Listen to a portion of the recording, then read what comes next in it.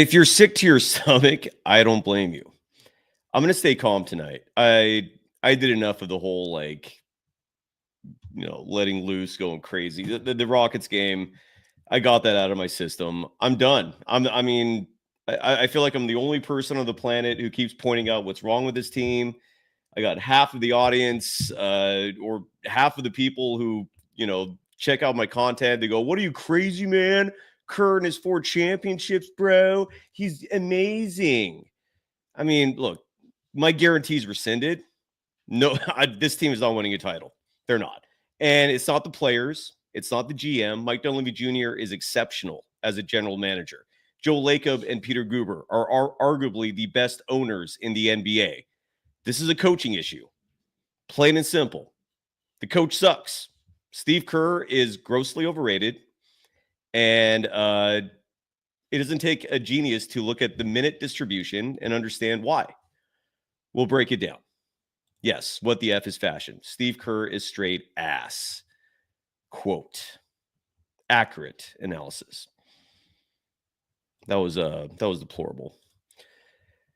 This is the Golden Days. They always find something to nitpick, and that's because there's expectations for us to win. We are going to win the championship. Let's go. In a minute, I'ma need a sentimental man or woman to pump me up.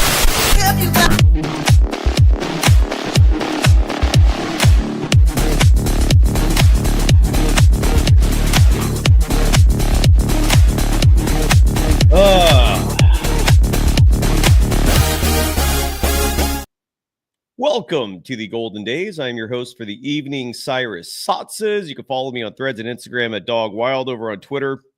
My handle is Surf Journalist. The program's on both those platforms at Golden Days Pod.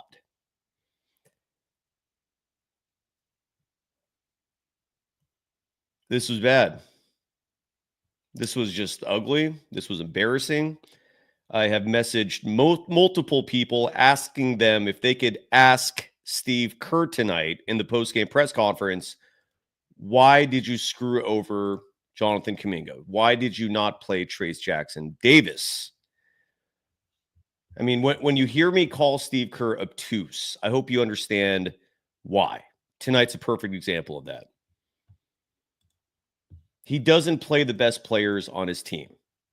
He makes decisions when it comes to personnel that don't reflect genius, but rather reflects pride, stubbornness, ego. And I said this on with Damon Bruce this morning as well. Giving Steve Kerr credit for those 4 championships is an insult to Stephen Curry. It's utterly disrespectful to the greatness that is Stephen Curry. They're champions. They're a dynasty because of Steph, not because of that simple-minded head coach that most people just bend over and worship like cult followers. Embarrassing. This was not Stephen Curry's fault. And Sandris Rux brings up a great point, which is that Draymond Green played like utter shit late in the game. Sandris Rux writing with a $5 donation, thank you, that Draymond Green had 3 turnovers back to back to back down the stretch. That was the game right there. You're right. What I'll add to that is, shouldn't have been that close. Should not have been that close. The Warriors should not have been in position to lose a game in that fashion. And in case you have no idea what I'm talking about, or in case you did not bother to check out the details, the Golden State Warriors lost tonight 114-111. The game was tied with no time left on the clock. Harrison Barnes hits a game-winning 3. Harrison Barnes on the night, 20 points, 6 of 9 shooting from deep, including the game winner. And again, regardless of how you feel about Jonathan Kuminga, I know a decent amount of you think he should be traded. He shouldn't be on this team. I don't blame you at this point because he has a coach who abuses him, who treats him like complete shit. I mean, you look at what, you don't need him to play in the fourth quarter? You don't need him to close games out? It doesn't make sense. Steve Kerr does not make sense. And I'm defeated, man, when it comes to covering this team with Kerr as the head coach. There's just no point to rage. There's no point to be emotional about it anymore. I'm going to be even keeled tonight about this. Steve Kerr sucks. I don't know how else you can spin it. Money Flow writes, Kuminga's a low IQ player. Steve Kerr's a low IQ coach. They're perfect for each other in that regard, I guess. Chef dropping $1.99 saying nothing, which might have been the best thing he could have written, because what the hell can he say about this? This embarrassment. Cuz 1998 is saying, I didn't listen to Damon Bruce today. What are you talking about? Makes sense. Again, I don't respect commentary that lacks specifics. What did I not listen to? If you heard that back and forth, Damon Bruce, again, just with the laziest take imaginable, 4 championships. And then the moment I get into specifics, it's like 4 championships. That's all you're going to say. Imagine if the Warriors did not get Kevin Durant. All right. Do you really think Steve Kerr would have 4 championships? Do you really think he would be this amazing coach, reputation wise? I mean, really? You're gonna sit here and credit him for Kevin Durant? Come on, man. Shogo, $2 donation saying, out of all people, Harrison Barnes hitting that is pathetic. Side note, it is poetic as well, because Harrison Barnes hates Draymond Green. In case you're unfamiliar with that story, Harrison Barnes blames Draymond Green for Kevin Durant coming to the Warriors, resulting in Harrison Barnes going out, did not invite Draymond Green to his wedding, and then burn him tonight with the big 3 at the end. Ryan 3000, with his words representing, I think, how we all feel, saying, quote, I'm broken, unquote.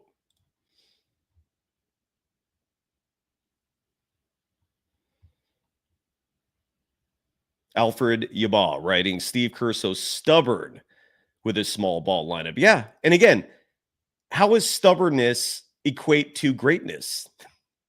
Especially as a head coach, where you're supposed to actually use your brain cells to make what are supposed to be intelligent decisions.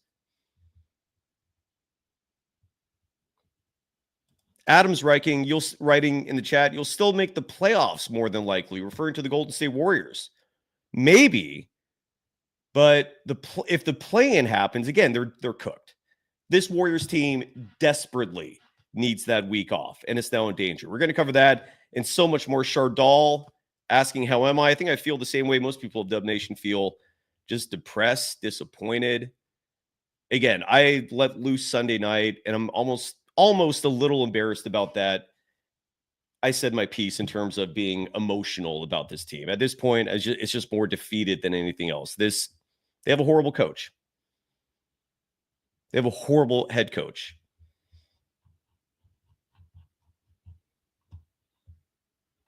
And I remember Kai17 used to come on this show and say that he's not a Steve Kerr defender. He's not a Steve Kerr apologist, and yet apologizing yet again. Yeah, Draymond Green screwed up at the end, but should it have been that close?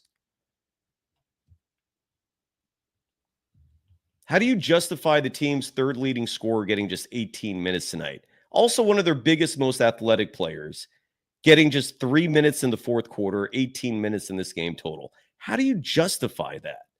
Was his 3-point shot off tonight? Yeah, a little bit. He was 1 of 4, and I'm guessing those early in the shot clock threes probably drove Steve Kerr crazy. But last I checked, Steve Kerr's the head coach, supposed to be the mature one, supposed to be the leader of this team. Have a conversation with him. Don't penalize him, and by default, penalizing the whole team. Just stupid, man. Yeah, Kepik saying this season is over. It might be. Yeah, that my guarantee is off the table, man, because everything that felt good about this team and those wins over Memphis, over the Lakers, over the Nuggets, Just one game is all it took to get rid of all those good feelings because Kerr is Kerr, and he's going to do it his way. Great. Never mind that you have a whole team you manage and a whole fan base that relies on your team. Never mind all of that. Ryan 3000 saying Kerr needs to talk to his players. In this case, more specifically, Jonathan Kuminga, not penalize them. Agreed. And again, Kai, are you apparently you're not a Warriors fan because why are you laughing? Like, why are you having fun with the Warriors' demise? I guess you're just not a Warriors fan. I mean, maybe you're a Steph fan, but then again, why are you laughing? I mean, he's not thrilled about this. Alan Day dropping a $1.99 saying, newsflash, Jonathan Kuminga is the best point of attack defender on the team. Certainly one of them. Steve Kerr was literally saying it publicly that when GP2 went down with the torn ligament in his shooting hand, that Kuminga is the next guy up in terms of defense, in terms of point of attack, in terms of perimeter, in terms of being assigned the opposing team's best player. You're telling me that they couldn't have used Kuminga guarding Stephen Castle tonight?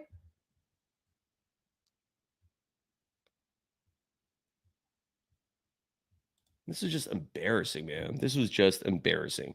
Simon 2 in the chat saying that Steve Kerr's overrated, just like Doc Rivers. Well said. Dennis Rodman said it back in the day. No one listened. I listened. I remember that quote very specifically. We're going to continue on in just a minute. I'll bring folks on. I'd love to hear your thoughts as well.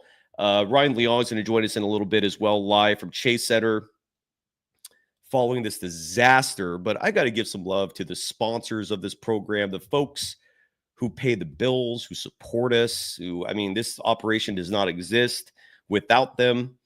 And without them, if this operation doesn't exist, you literally have no objective coverage of the Warriors. It's all just homers. It would shock me if any other show right now was pointing out the disaster that is Golden State Warriors leadership right now. It would shock me because all you get around the media paradigm is homers and putzes. That's pretty much it. With some paid chats, we'll get to everybody as well. And I will post the link as well if you want to come on the show. Because again, I'd love to get your feedback. But let's give some love to the folks again who's supporting us first and foremost, decades. This is how I know I have really good sponsors. Like just normally, like you'd think advertising, I gotta do this whole corporate stuff where I'm reading talking points and giving some business that's already doing way too well, some love. No, I do. I have some incredible sponsors on this program. They're actually making me smile just thinking about them because first up is Decades. They make music. They literally perform live music. I love music. I've only met one person in my entire life who does not like music. And that person was a total weirdo. And if you are hosting, whether it's a wedding, whether it's a company event, whether it's a fundraiser, whether it's an anniversary, whether you're celebrating a birthday, or even if it's just a good old-fashioned backyard rager, go check out the band, or more specifically, go hire the band Decades. Their website is decadesofficial.com. And again, just to give you an idea of how good of a band they are, this is their full-time living. These incredibly talented individuals make a living playing music. You know you're doing something right when you're pulling that off. Kudos to you just for that alone. And if you want to hire Decades, a band that is notoriously famous in the Bay Area for playing, for like example, Uncle Eddie, the former owner of the San Francisco 49ers, the man who orchestrated that dynasty, the man who taught me how to extend a dynasty growing up, watching, observing, and studying the great Eddie DeBartolo. Decades used to play for him.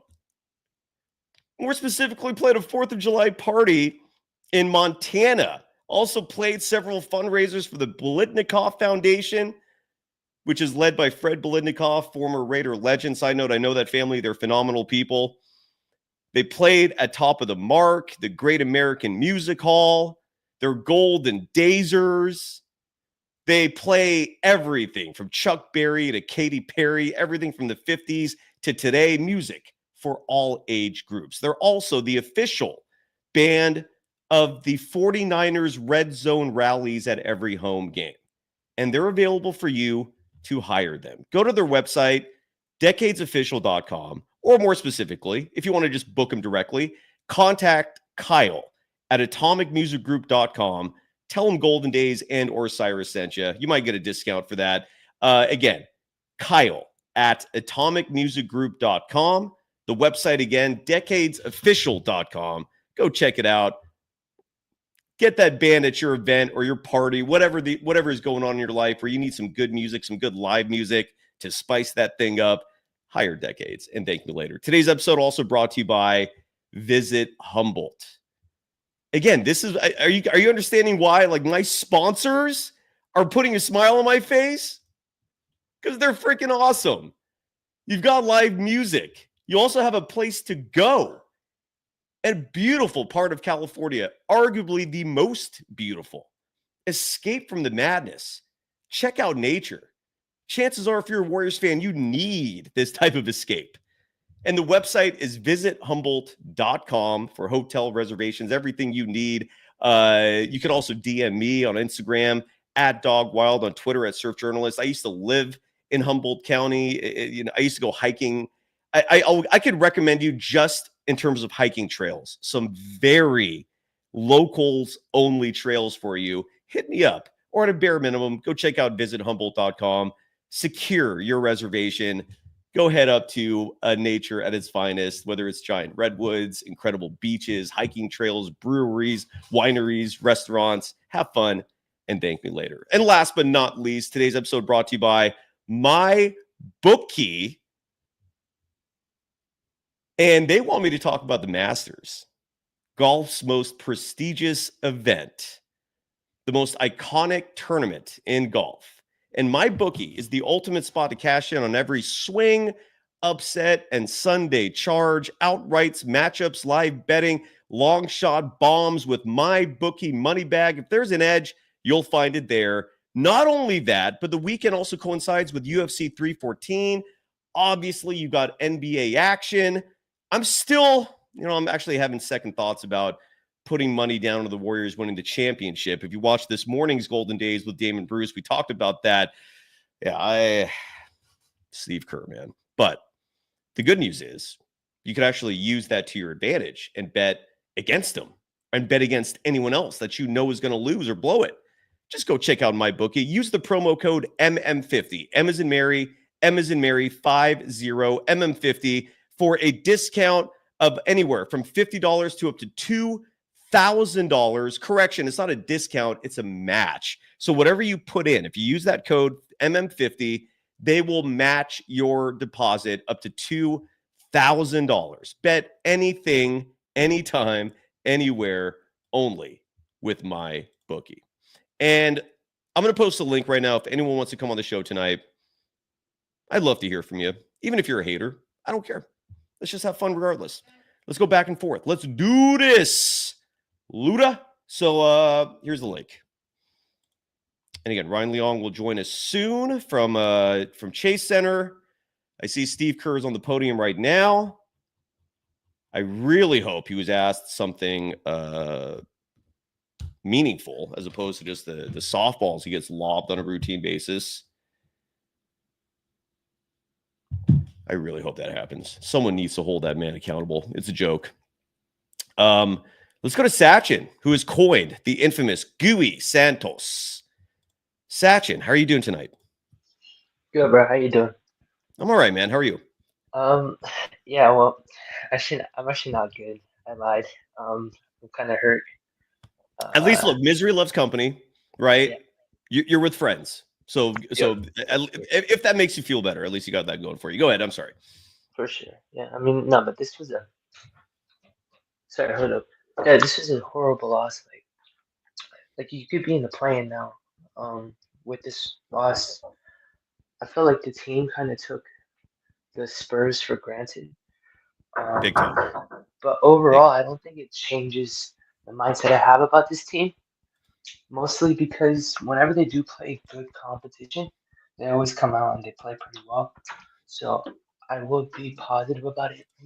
Okay. I will be positive about that part. All right. But I mean, I like, respect that. I feel like we could yeah, use some positivity, Sachin, so that's good. for sure. But I What did mean, you not like about this game specifically? Did anything stick out to you that you did not like? I would say mostly their inability to kind of rise up when it mattered in the game. Like you were sleepwalking throughout the entire game, but when clutch time comes around, as the experienced team, you should be able to kind of pull it out. Mm-hmm. So I look at the turnovers that Draymond had. That was horrendous. He had like 2 passes there where it's just picked off. I think Champagne, whatever his name is, he hits a three. Keldon Johnson, he gets a layup. So like just little moments like that, you gotta lock in. You should be able to get the stops or not turn the ball over when needed. But I will say, like, I usually defend Steve Kerr in certain situations. Like this one, I just can't defend him. Like there were some 3 guard lineups in there. I think it was Buddy, Pajemski, and Steph, all 3 of them together, and I thought we were past that. To be honest, and those lineups just piss me off. It's like, and again, just for me, I think you have to play Kuminga in these minutes because in order for you to reach your maximum potential, Kuminga needs to be in the lineup and he Yes, needs to sir. be playing well. Because if you don't have Kuminga in there, then you're super small and you're not as athletic as other teams. So like seeing him 18 minutes, like a game against the 12th seed, you gotta play him more. Like this is the time to play him. This is the time to play him. If you're not gonna play him now, then I don't know why he's on the team because he's not gonna get any minutes in the playoffs. So that's my main thing. Like I hate that he just doesn't get minutes because I do think he could be a huge positive for the team. Yeah. And if you're just not gonna play him, then I don't know what you're doing, right? So that's the biggest thing I have about Steve Kerr, his inability to play him, his 3 guard lineups. And I mean, if I look at this team in the big picture right now, I don't know if you're gonna get out the play-in. I hope you do. But if you are in the play-in, I have some concerns for the playoffs because you need that week off. Like, Yes, sir. you need And that 1 just week off. I haven't mentioned this yet. So Denver won today. The Clippers won today. And as a result of that, the Warriors are now 7th in the Western Conference. Yeah. Now, the good news is, I believe that the Nuggets and the Grizzlies play each other either tomorrow or something upcoming, but you've now lost control of your destiny. The Warriors had control in terms of winning out and getting a good seed. Now they need help. That Clippers game Sunday scares the shit out of me. Portland, they play Friday. That is not an easy task. Portland's actually good. Yeah. And you're right, man. And look, the 3-guard lineups, again, like my disdain has always been, not always, but at least recently, is Steph, Pajemski, and GP2 playing together because GP2 is 6'2". There's, I don't know what else you want to say about that. That's a small, diminutive, hobbit-sized lineup. Exactly. At least when Buddy Hield is in there instead of GP2, normally you're getting some extra shooting as a result of that. And Buddy, thankfully, and more offense, more floor spacing, stuff that GP2 does not provide. And thankfully, Buddy tonight played okay. He was 4 of 10 shooting from beyond the arc. Unfortunately, missed all of his 2-point attempts. So he's finished the game 4 of 13 shooting, 12 points. But Pajemski, and this is where the consistency is not there yet. And this is also where I don't understand how you could, push back or argue against Steve Kerr playing favorites. Because what did Pajemski do tonight to earn 33 minutes and 14 seconds? He had almost double Kuminga's minutes tonight. And why? So that we could watch him score 7 points? So that we could watch him go 1 of 5 from deep? Kuminga had 1 turnover. Pajemski had 2. And turnovers are a stat that people like to call out for Kuminga. Make that make sense. I'm with you. I don't get it. And again, this is why I routinely call out Kerr's failing as a head coach because of nights like these. Things should make sense in terms of a decision-making process. There should be one of the most valuable aspects of college going back 25 years ago, whenever it was I was in school, One of the most important things I took away from my college experience was a critical thinking class. And I took a bunch of them because I was so enamored by it. I took critical thinking classes, I took logic classes, and at least I was amazed after taking those classes at how much of this world you could actually make sense just with critical thinking. And for me, I like to apply that to people in charge, people in power, right? People in positions of power like Steve Kerr. And I expect logic from these people. And I'm not seeing it. There's nothing logical about what he's doing. He's admitted as such in terms of him being an intuitive individual. He relies on his gut for decisions. But again, that's not logical. All right. You're literally dipping into your feelings, making decisions like that. I don't support it. I don't like it. I don't even understand it. So Sachin, it sucks, man. Any final thoughts for us? There's a lot of people waiting in the chat, brother.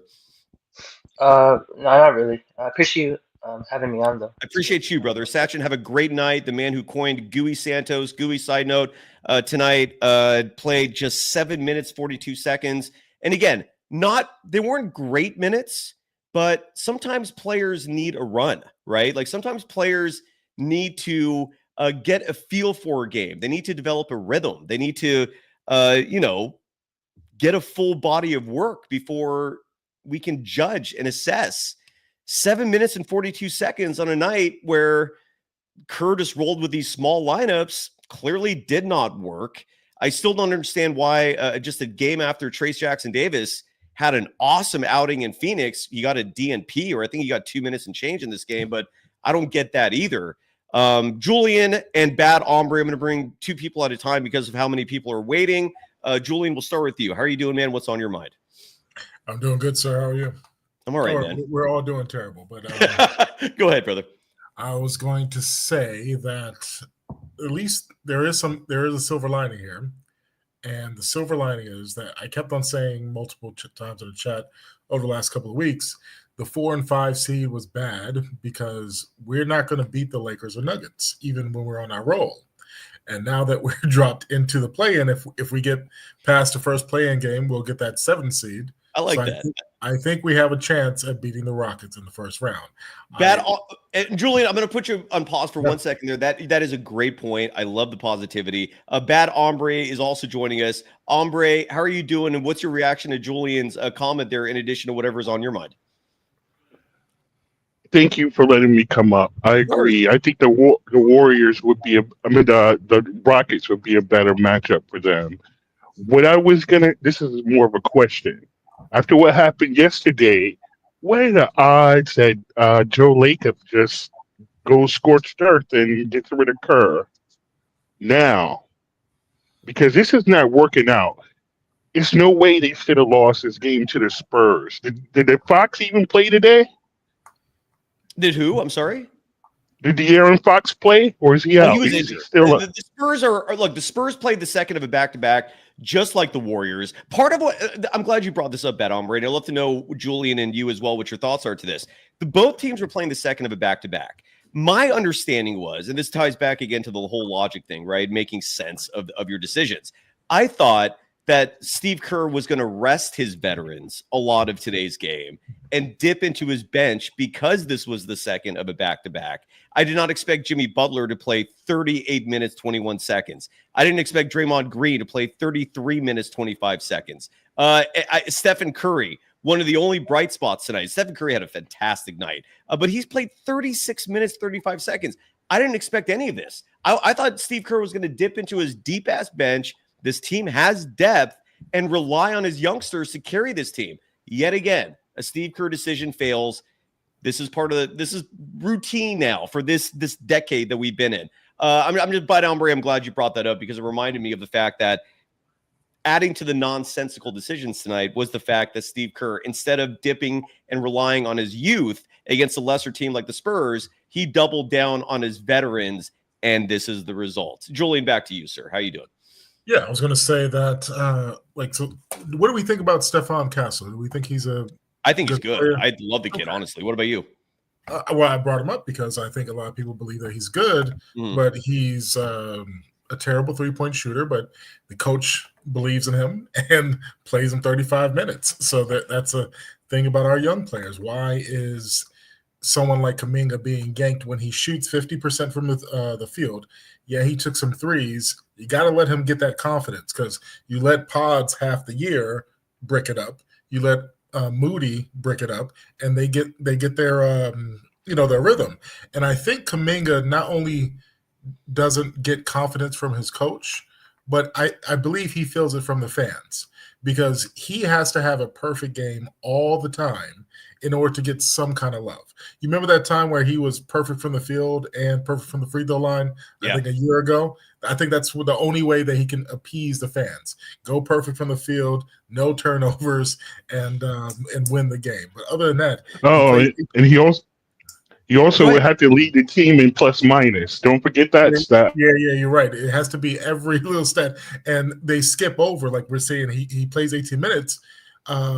When he came in the first time, he was actually part of the run that got the Warriors up 10.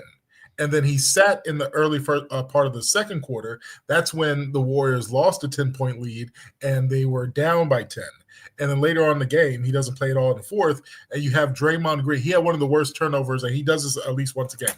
He had Pods on the right side of the three. He should have swung it around there because it was open.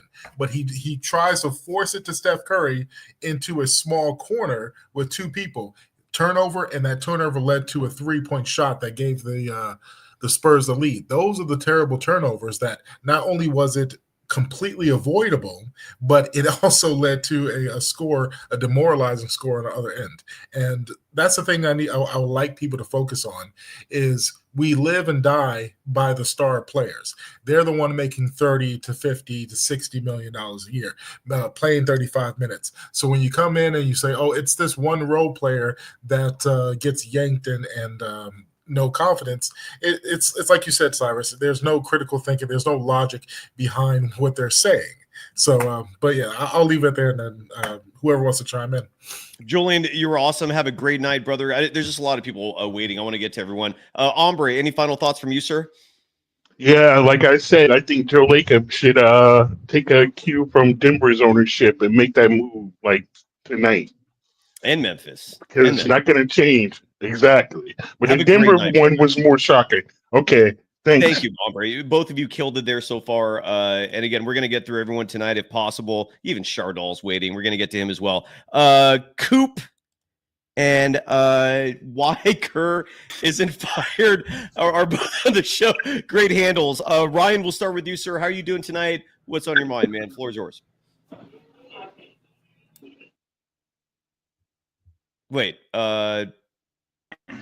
there we go. We'll just get 4 people on the show right now. Ryan, you start first, and then Coop, and then why Kerr isn't fired. Ryan, how are you doing, man? Good to see you. Again, it takes me a little while sometimes to remember the geography of where you folks are. Sacramento? Sacramento. You told me the last one. Sorry, the last guest said a lot of what I'm going to say, so it's going to be a little bit of an echo chamber, what I'm saying. Okay. I guess we all feel the same way. But Draymond, we need to start really someone needs to be able to speak to Draymond about these turnovers. It seems like no one gets to talk to him. But, I don't know. Somebody has to do it. Every night he has, 3 turnovers and, 2 costly turnovers, every game at the end of the game. Because he's constantly hunting Curry. And it cost us a lot of games because of that. What do you think about that? I will look. Draymond Green has always been a turnover machine, but you normally live with that. I'm not muted, am I? Okay. Tonight was a different story, though, and it was those fourth quarter turnovers that were costly because Draymond had 3 total, and when I look in the fourth quarter of tonight's game, 2 of those 3 were in the fourth quarter. I agree. He screwed the pooch. No way to spin that, dude. Coop, how are you doing, man? What's on your mind? Hey, how are you doing, man? Thanks for having me on the show. Go ahead. Sorry. Yeah. First thing I want to say, I can go on a rant all day about this game. I'm just so pissed off.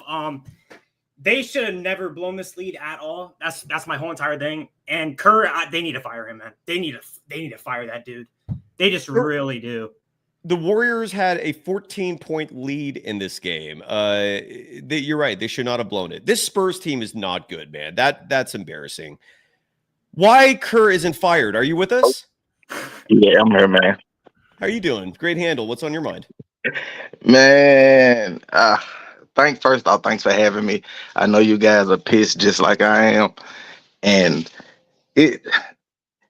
I just don't understand. For 3 years, we've seen this small ball bullshit, and it's led to no victories. And another, I hate that people think that little 14-game winning streak with the starting lineup was actually real, because that starting lineup has never got off to a good start. It hasn't led to any victories. The bench always come in, save the day, but then just because we won the game, the bench get credit and Kerr gets some kind of fake credit as being a genius head coach when I just don't see it.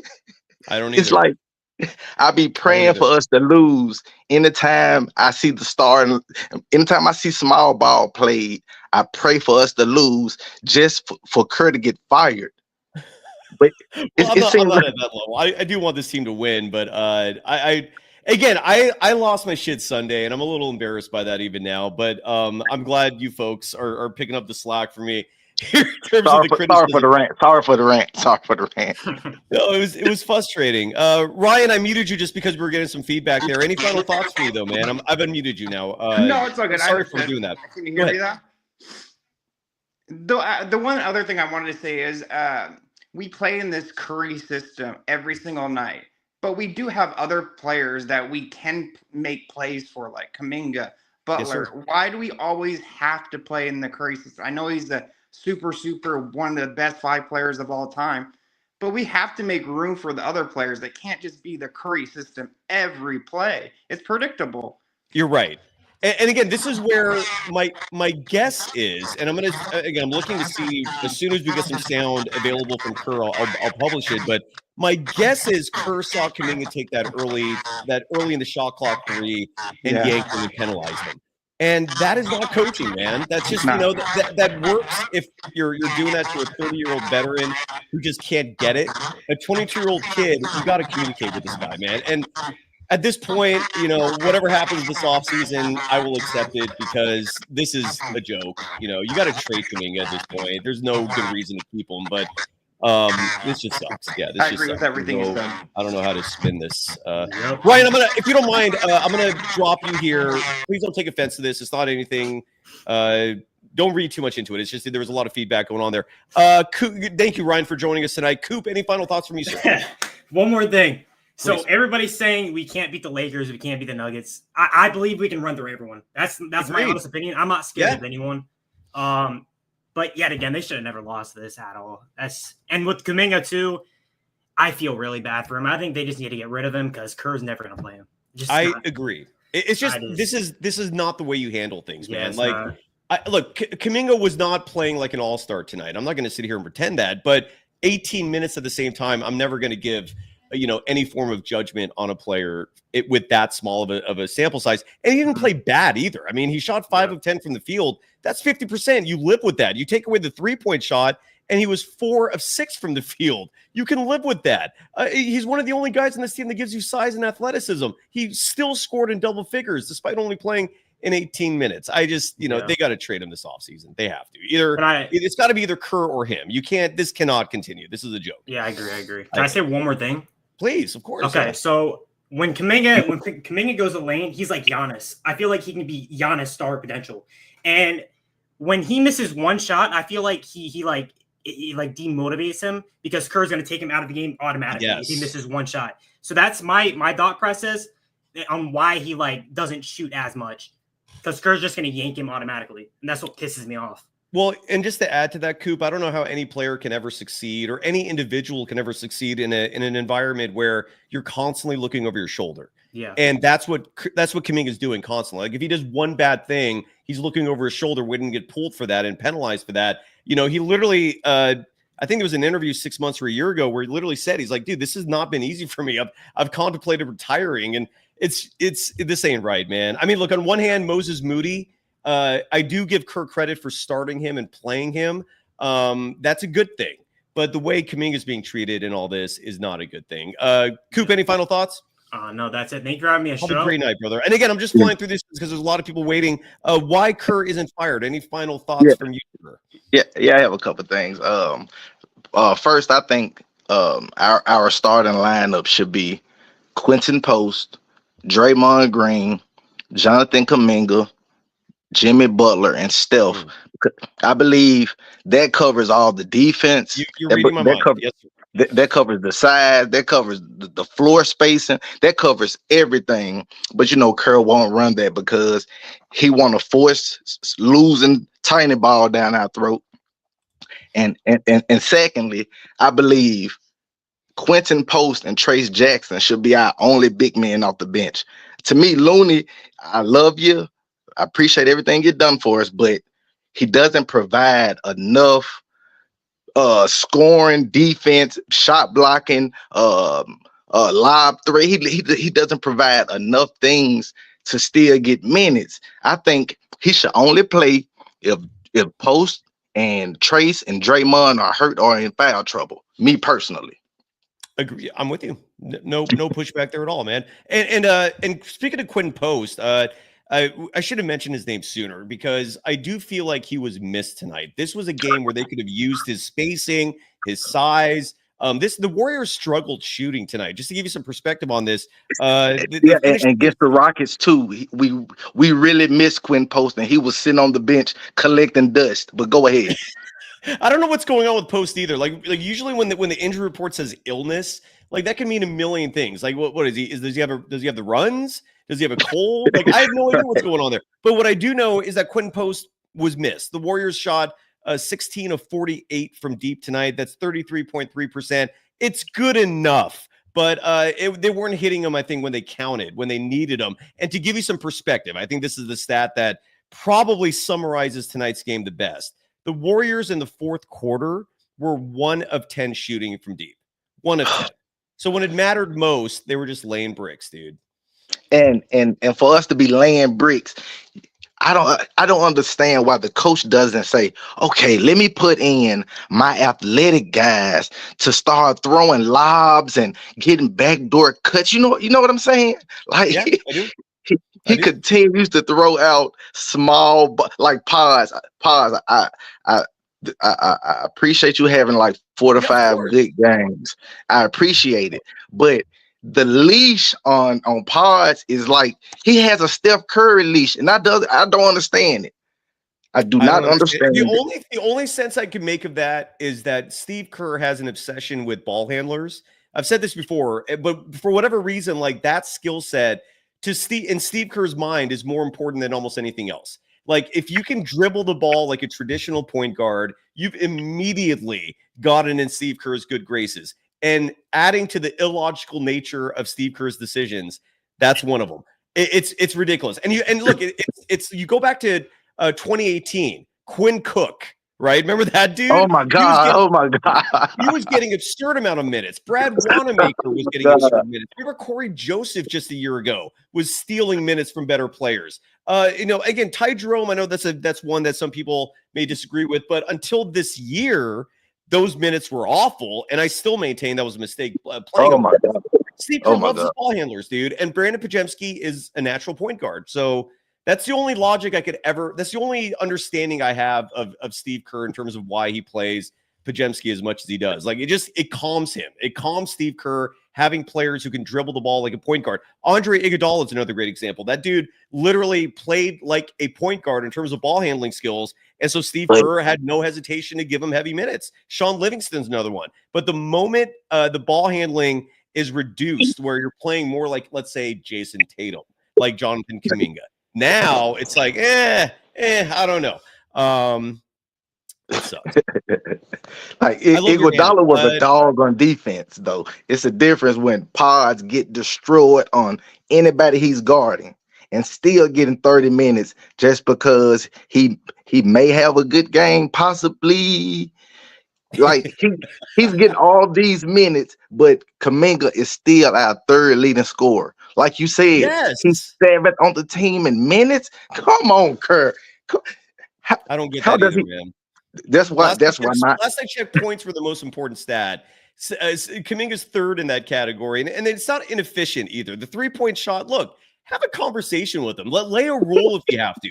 2 threes a game. If you're not making them, move on, right? Giannis Antetokounmpo had that struggle for a long part of his career, and you rarely, if ever, see him shoot threes anymore. LeBron James struggled as a three-point shooter for most of his career, figured it out, but there were times where he had to swallow, any thoughts of putting up shot attempts from beyond the arc and focus on his strength, which is attacking and penetrating. I don't even see like communication on the basketball court between Kerr and Kuminga. Like I don't see them having deep conversations where Steve Kerr can tell Kuminga, dude, just focus on attacking the paint. I think Kuminga's doing a marvelous job with passing, distributing, finding his teammates. But the one criticism that I agree with is his three-point shooting. It's not there yet, but why not work with him on that? Why not coach him and teach him to maybe just, limit those attempts? But I don't even see communication happening there. So I couldn't agree more.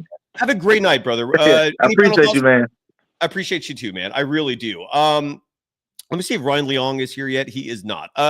Shardal is on the show, and I'm going to bring Nathan on the show as well. Shardal, how are you doing? What's on your mind, friend? Hey, Sai.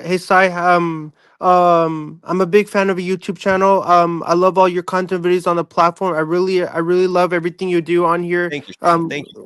Wish you all the best of luck moving forward. Thank you. You too, man. Tough loss for the Warriors.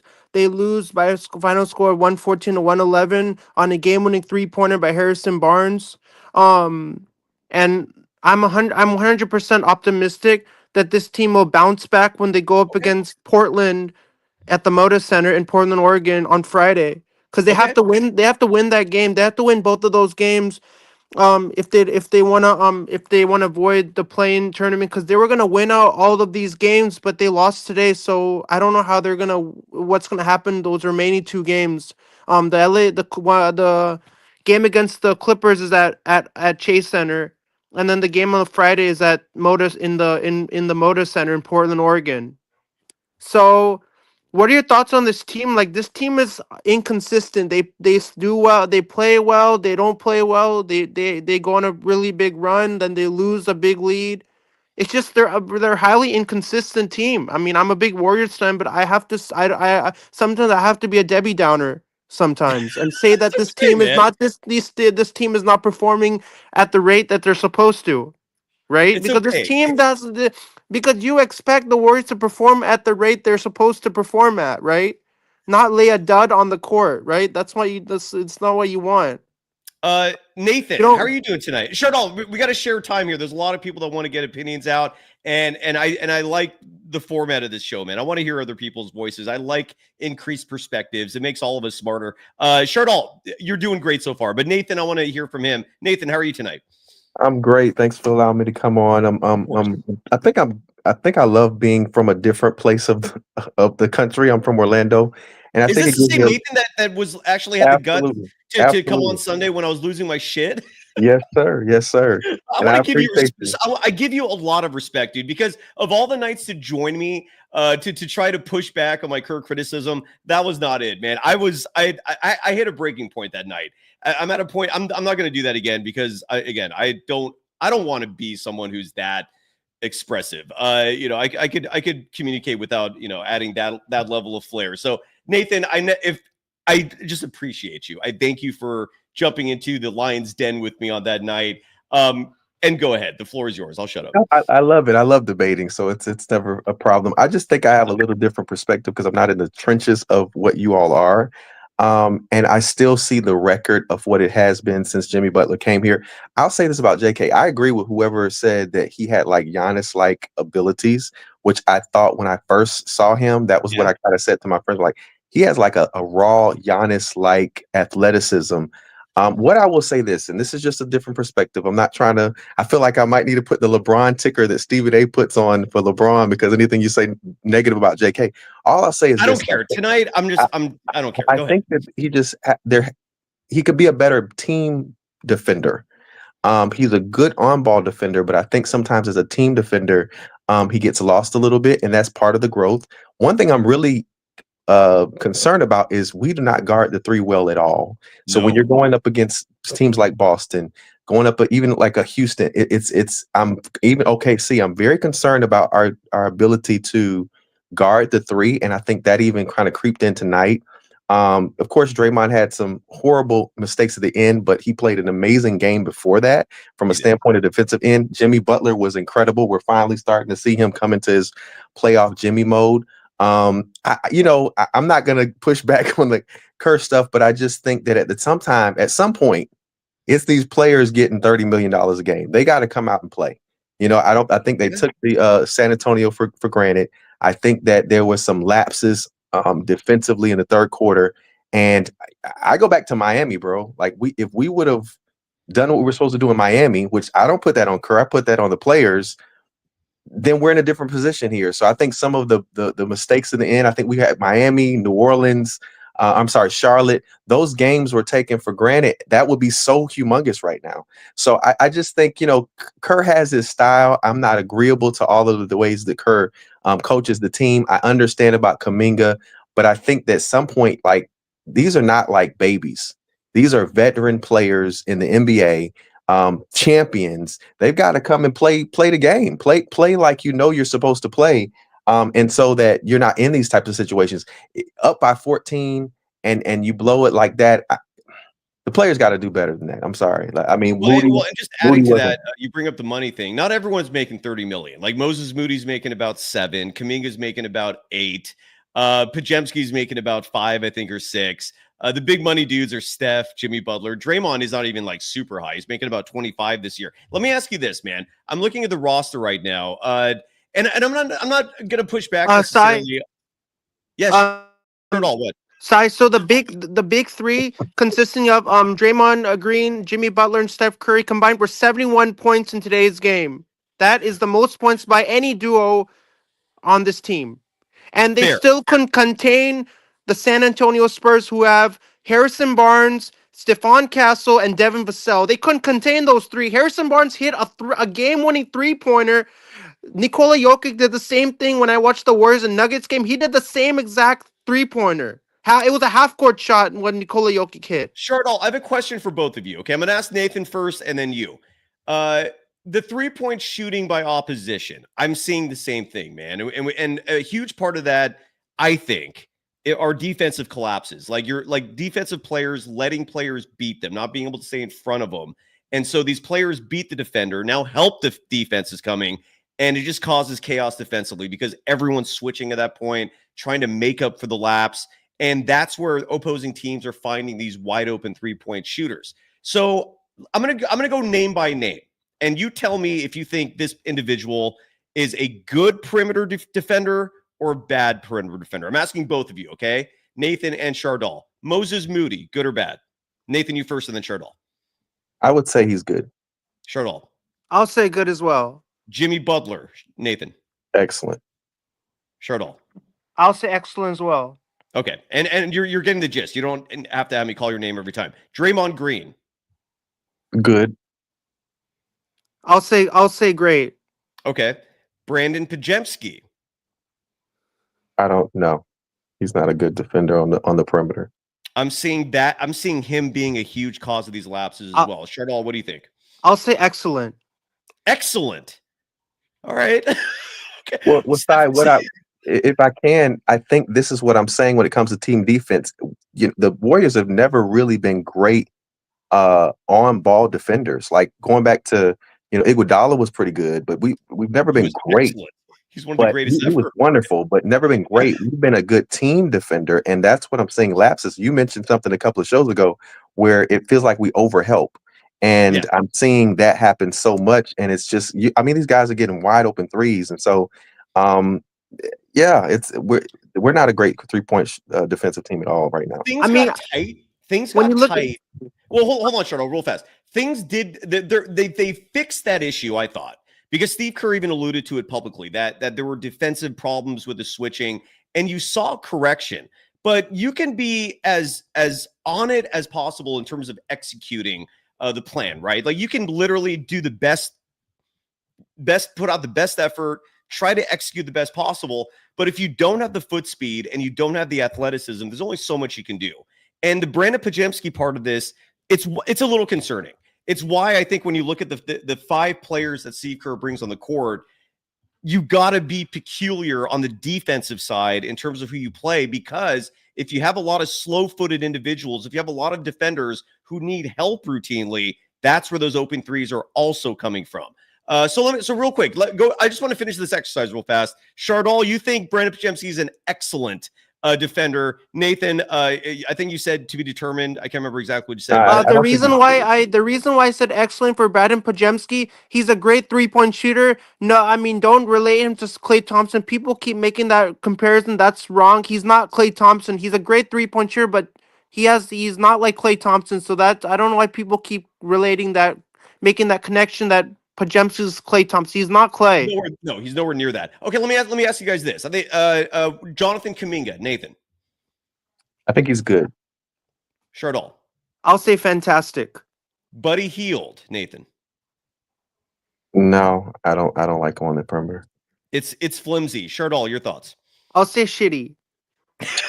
Okay, Guy Santos, Nathan. I don't know if I've seen him enough on the perimeter. I think he could be shaky. Okay, Chardal. I'll say superb. And when Quentin Post is playing, he wasn't playing tonight, but when he's playing, Nathan, what do you think about him? No, not on the perimeter. Defensively, I think he's gotten better in the post. No pun intended, but on the perimeter, no. And Chardal. I'll say great. So I think we're all in a consensus here that the biggest problems in terms of individuals defensively are Podziemski and Buddy Hield. And again, we saw a lot of minutes tonight with those two on the floor together. And that's a problem, man. That's a problem. And this is where, again, you need adjustments with personnel. GP2 is going to be back. He'll help you defensively. The offense is hit or miss. It just sucks, man. This just sucks. Nathan, any final thoughts from you? Well, I agree that this should have never lost this game. I put a little bit more on the players than the coach, but I totally understand the sentiments. I think Podziemski, he does have these sometimes winning plays, getting his hands on balls, loose balls. Yeah. Kind of Jimmy-ish, but not like Jimmy. Jimmy's just a machine. He's almost giving me Kawhi vibes with how he defends. But I will have to utterly disagree with the last person, though. I think the lineup that he said doesn't give us enough shooting. I know that Post is a coming to be a shooter. When you're in the playoffs, that's another level of pressure. So you got Kuminga, Jimmy Butler out there, and then he mentioned Curry, Draymond, and that's not enough shooting. We're in a shooters league, and we've got to have some type of shooting. And I think that's why Kerr may have some of those lineups out there. Not that I agree with it, but you got to have 3-point shooters out there. Quentin Post is leading the team in 3-point shooting right now at 41%. With that said, I hear what you're saying in terms of his lack of experience in the postseason. We shall see. If that shot falls in the postseason, it's a whole other game, and they might still be in the running. But you're right. Who knows? And something tells me when the postseason comes, Steve Kerr is going to panic like he does with rotations, and you're going to see less of the veterans or less of the youngsters and a lot more of the veterans. But that's just me. Shardal, final thoughts. So Quentin Post is signing autographs at Lefty Sports Cards and Collectibles in Burlingame. He's doing photo ops and autographs. So if you want to come meet Quentin Post, he's going to be signing autographs for an hour over there in Lefty's up in Burlingame. So if you want to go up there and meet Quentin Post, get an autograph or a photo, just he'll be there. Look at that. Autographs. Just make sure to go and buy your tickets at Lefty's Sports Cars and Collectibles, and make sure to claim your spot to meet if you want to meet Quentin Post. I love it. All right, a rookie who went to Boston College. Such a great player. I love his how his celebration on the court when he makes a three. He celebrates really well. I love that about Quentin Post. He's just a great all around player. I just like his mentality. Chardal, have a great night, brother. Viewers, make sure to click that like button, smash that subscribe button, and ring that notification bell for Sai for Golden Days in reference to the Matthew McConaughey movie.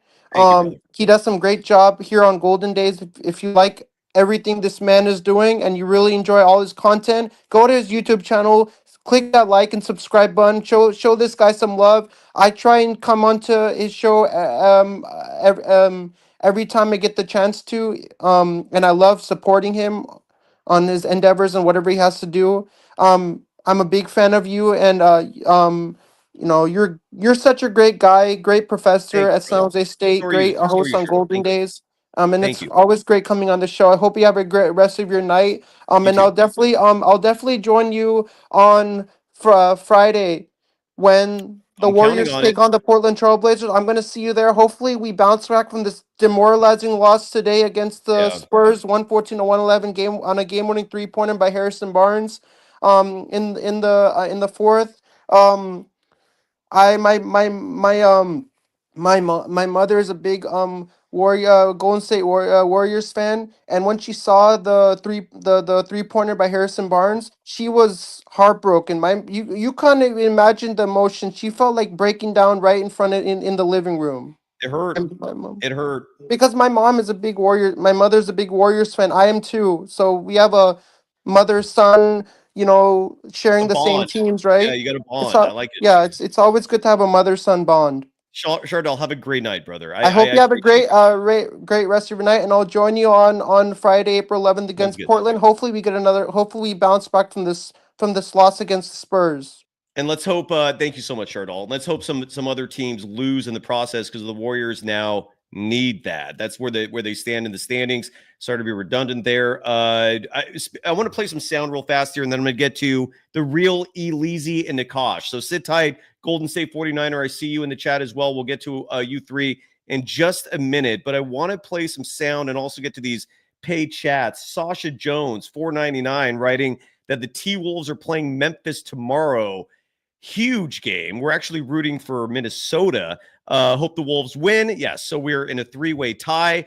Believe the Warriors will get the 6 seeds since we own the tiebreaker. That is correct. If it ends up being a three-way tie between the Warriors, Memphis, and Minnesota, the Warriors would easily win that tiebreaker. So you are correct there, Sasha. Thank you very much. Evanistics dropping 10 bones. Thank you. Saying Pajemski was just 1 of 5 on threes tonight and a turnstile defensively. Agreed. No narrative about how he should be pulled from the game. Kuminga is the best defender on the team tonight. He shot 50% from the field. And again, that's where this is where look, the double standards of Steve Kerr are ridiculous. Brandon Pajemski in year 2 is getting the longest leash imaginable, regardless of how he's playing. Tonight was not a good game from him. I thought Evanistics laid that out very well. And again, Pod's playing 33 minutes, 14 seconds. Kuminga playing 18 minutes, 6 seconds. Make that make sense. Let's hear from Steve Kerr. This was after the game. This is courtesy of KNBR. And Kerr is talking about the effort from the Spurs, the Warriors defense. Let's hear from the head coach that I'm not a fan of right now. Huge surprise. Here's Kerr. Just felt like we never, other than the first 5 minutes of the game and the first 5 minutes of the third quarter, I never felt like we had control of them defensively. And so we left the door open. We know they're a really good three-point shooting team. They made 17 last night against the Clippers and hung in there and gave them a tough game. So this was not a surprise to see this kind of effort from the Spurs, but we couldn't contain them defensively. And when you do that, you leave the door open for shots like they hit, like the one Harrison hit at the end. There you go. That's Warriors head coach Steve Kerr, just with more cliched statements. Nothing specific there.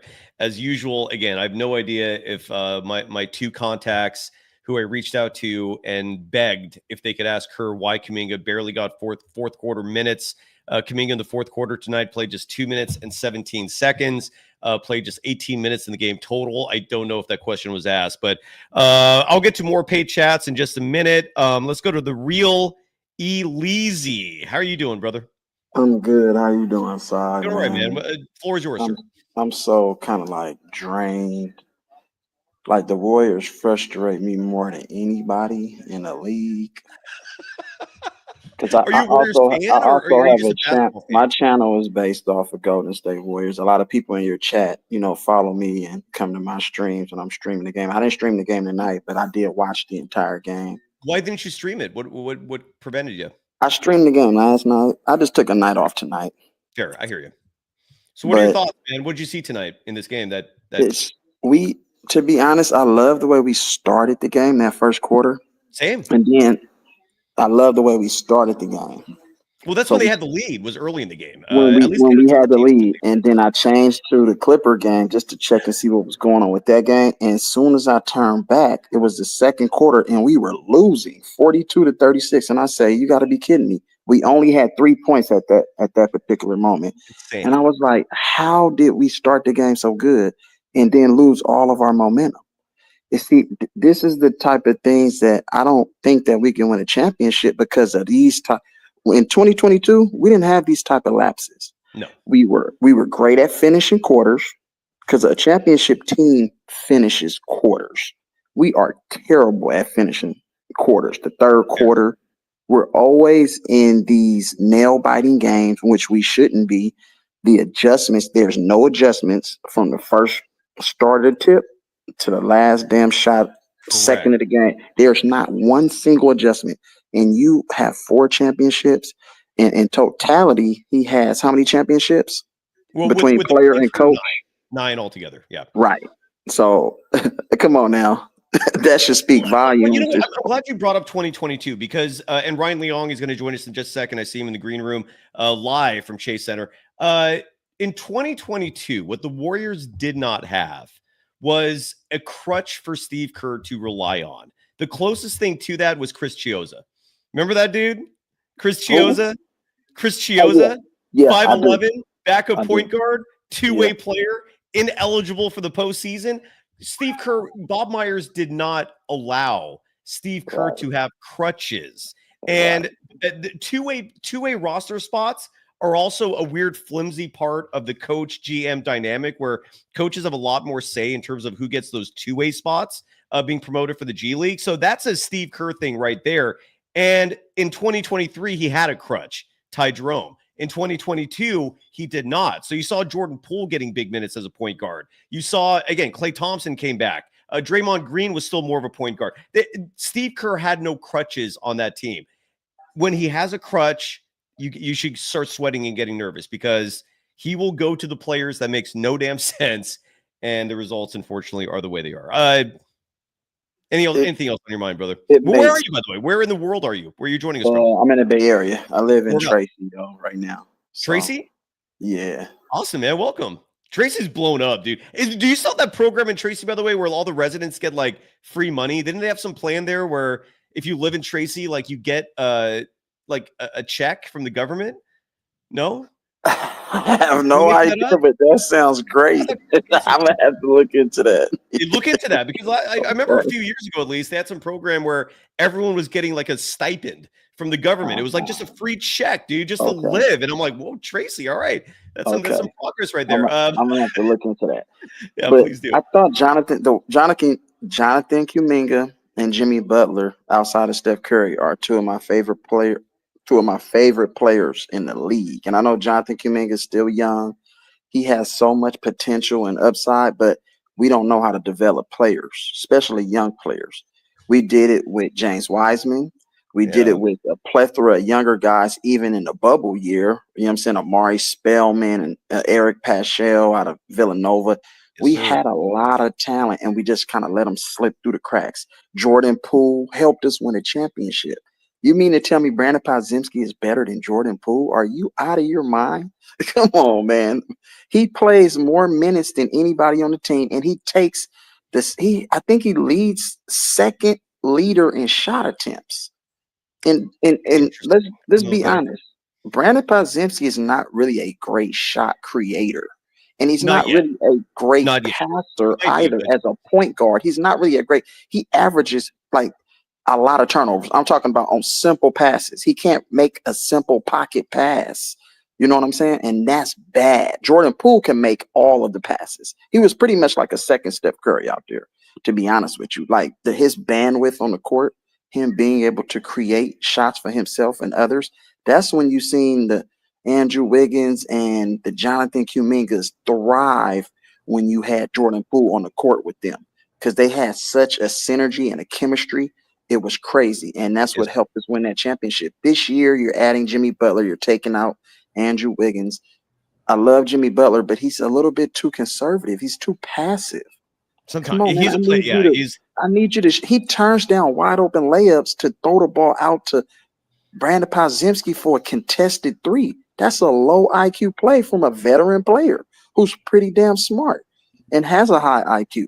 So, and Kerr does less coaching. He just allows these players, he gives them so much freedom. That's why we average so many turnovers. It's too much freedom.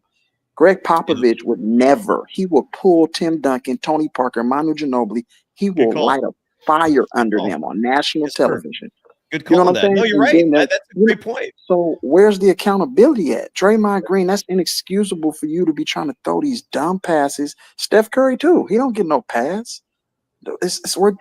You're a veteran player. You got 10 plus years of service in the league, 4 championships, finals MVPs, regular season MVPs. What's up with these dumbass passes we trying to throw? And we're trying to force feed Steph Curry when we can play in the mid-range game. Jimmy Butler, Jonathan Kuminga are unstoppable in the mid-range game. Yes, sir. So like I always like to say, less is more. Stop taking so many damn threes. Steph Curry was 5 for 14 in threes. But guess what? He was 12 for 24 overall. He was 50% from the field, but 14 of them damn 24 shots was threes. Less is more. Get to the mid-range, attack the basket. You know what I'm saying? And sometimes you don't even have to attack the basket to try to score a layup, just like Steve Nash used to do. Just get into that paint area, suck the defense in. Now you have wide open shooters who can shoot in rhythm. You get what I'm saying? So I do. No, you're rolling here, dude. I don't want to cut you off, but Ryan Leong, he's a guest. He's a part of this show, and I don't want to keep him waiting any longer. But before you go, promote your channel, dude. How can people watch your streams during games when you're doing that? Because I'm intrigued. Just hit the notification bell. Subscribe at your own leisure. Subscribe to what? Like everything. So it's the real Elise. That's my channel. So okay. So if people just search for does the word "the" have to be in there, or can you just do? Yes. Yep. Okay, exactly so how it is. Real Elise, and it's the Kobe, and you'll see the Kobe symbol since that's all my right. favorite. Sounds good. Did you come back, please? I appreciate you, man. Always. I love what you're doing, man. Salute to you. Right back at you. I'm going to check you out, man, so I can give you some feedback some positive feedback on your channel as well. Great to meet you, man. Have a great night. Coming to us from Tracy and coming to us from Chase Center, Ryan Leong. You can follow him on Twitter at Ryan Leong. It's super easy. Ryan, that was a disaster. I don't know how to spin that. Your reaction and tell us about the mood. Tell us about everything from your perspective of this very disappointing game tonight. Well, as you know, I always go to the visitors, so they were just thrilled on the Spurs side of things, starting with the coach, who I tell you, it's a breath of fresh air to talk to somebody who actually doesn't mind talking to the media, and that being Mitch Johnson, right? He's the interim coach while Greg Popovich, who I don't think is coming back, by the way. I mean, the guy had a stroke. He's 76 years old. I mean, or 77, right?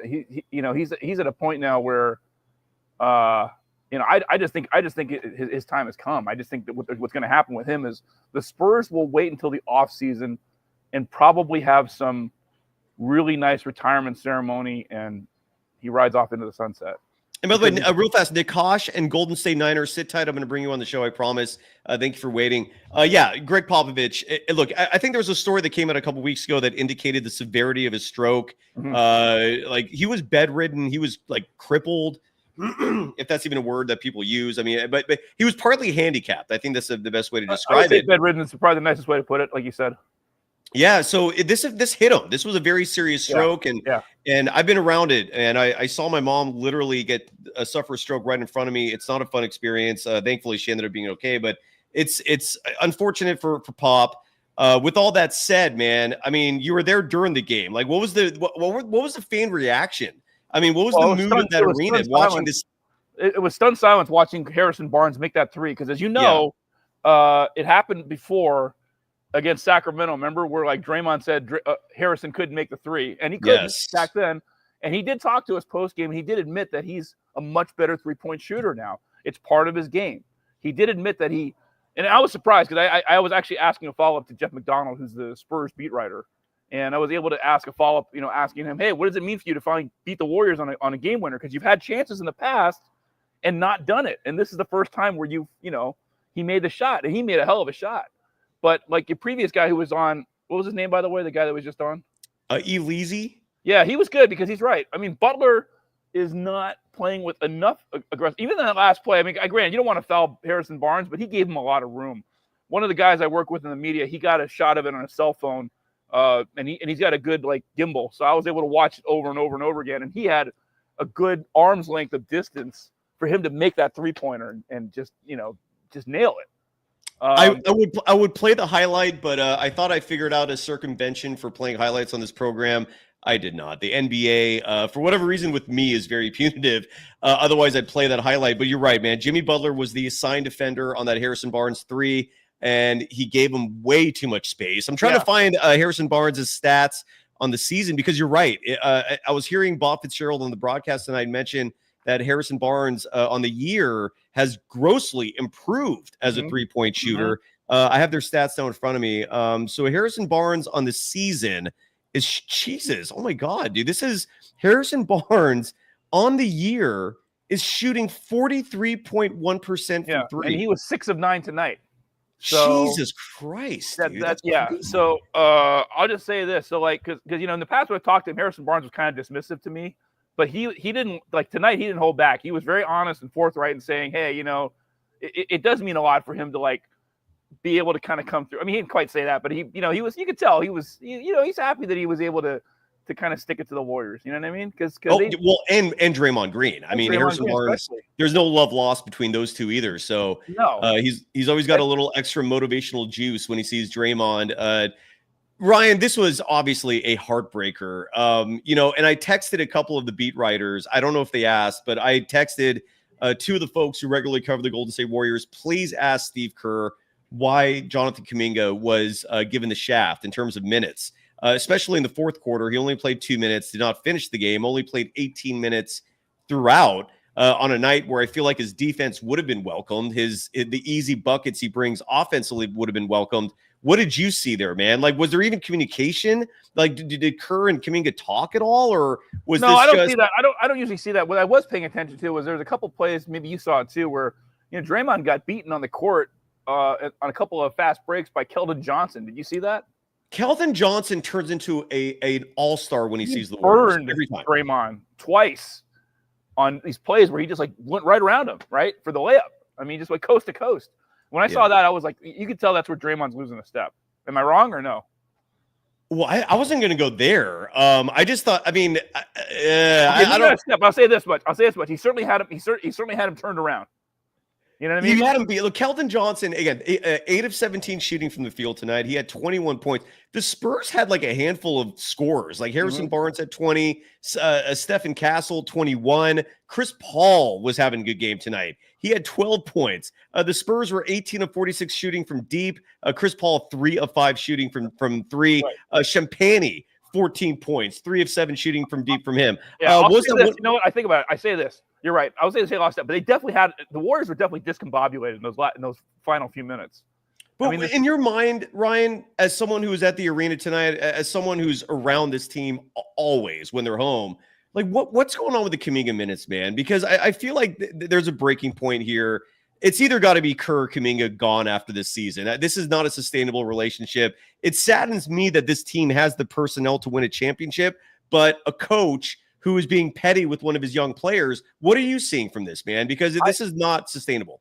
Well, I mean, I'm seeing what you're seeing as far as like, I mean, I don't really look to the bench as much. Maybe I could do that more for the next game when I'm here on Sunday, but it's definitely Kerr's team. I mean, Kerr is the coach. So it's kind of funny because you look at what's been happening with Memphis and with Denver, and those guys are gone and they're right in the thick of it. I mean, I've never seen that before. You ever seen anything like that? None of us have. Like a lock for the playoffs, and you're fine. I mean, Denver's going to be in. I think they're in deep shit. I mean, like maybe how do you fire your coach and your GM with the players about to start? It's crazy. And again, I don't know. I haven't had a chance to really look into it, but did Jokic, was he asked about that? Like, because I've been dying to know what his thoughts are. Like, I think he has. And all I know is the rumors are out there that he didn't like how the team was playing defensively, and there's a lot of talk that he may end up going to the Lakers next year. I've heard that chatter too. Right. So, would that surprise you? Would not surprise me because the Lakers are just literally a charity that is given free, stuff every season. It's a joke what the NBA does for that franchise in terms of the favoritism. Yeah. It's outrageous, but it is crazy.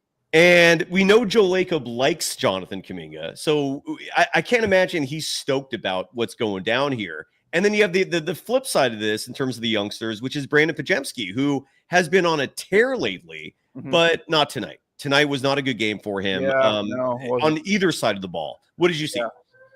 No, I mean, I just know he was ineffective tonight. I mean, it was, and then the other guy who was on before me as well made a good point. I think Steph's fallen a little bit too much in love with his threes.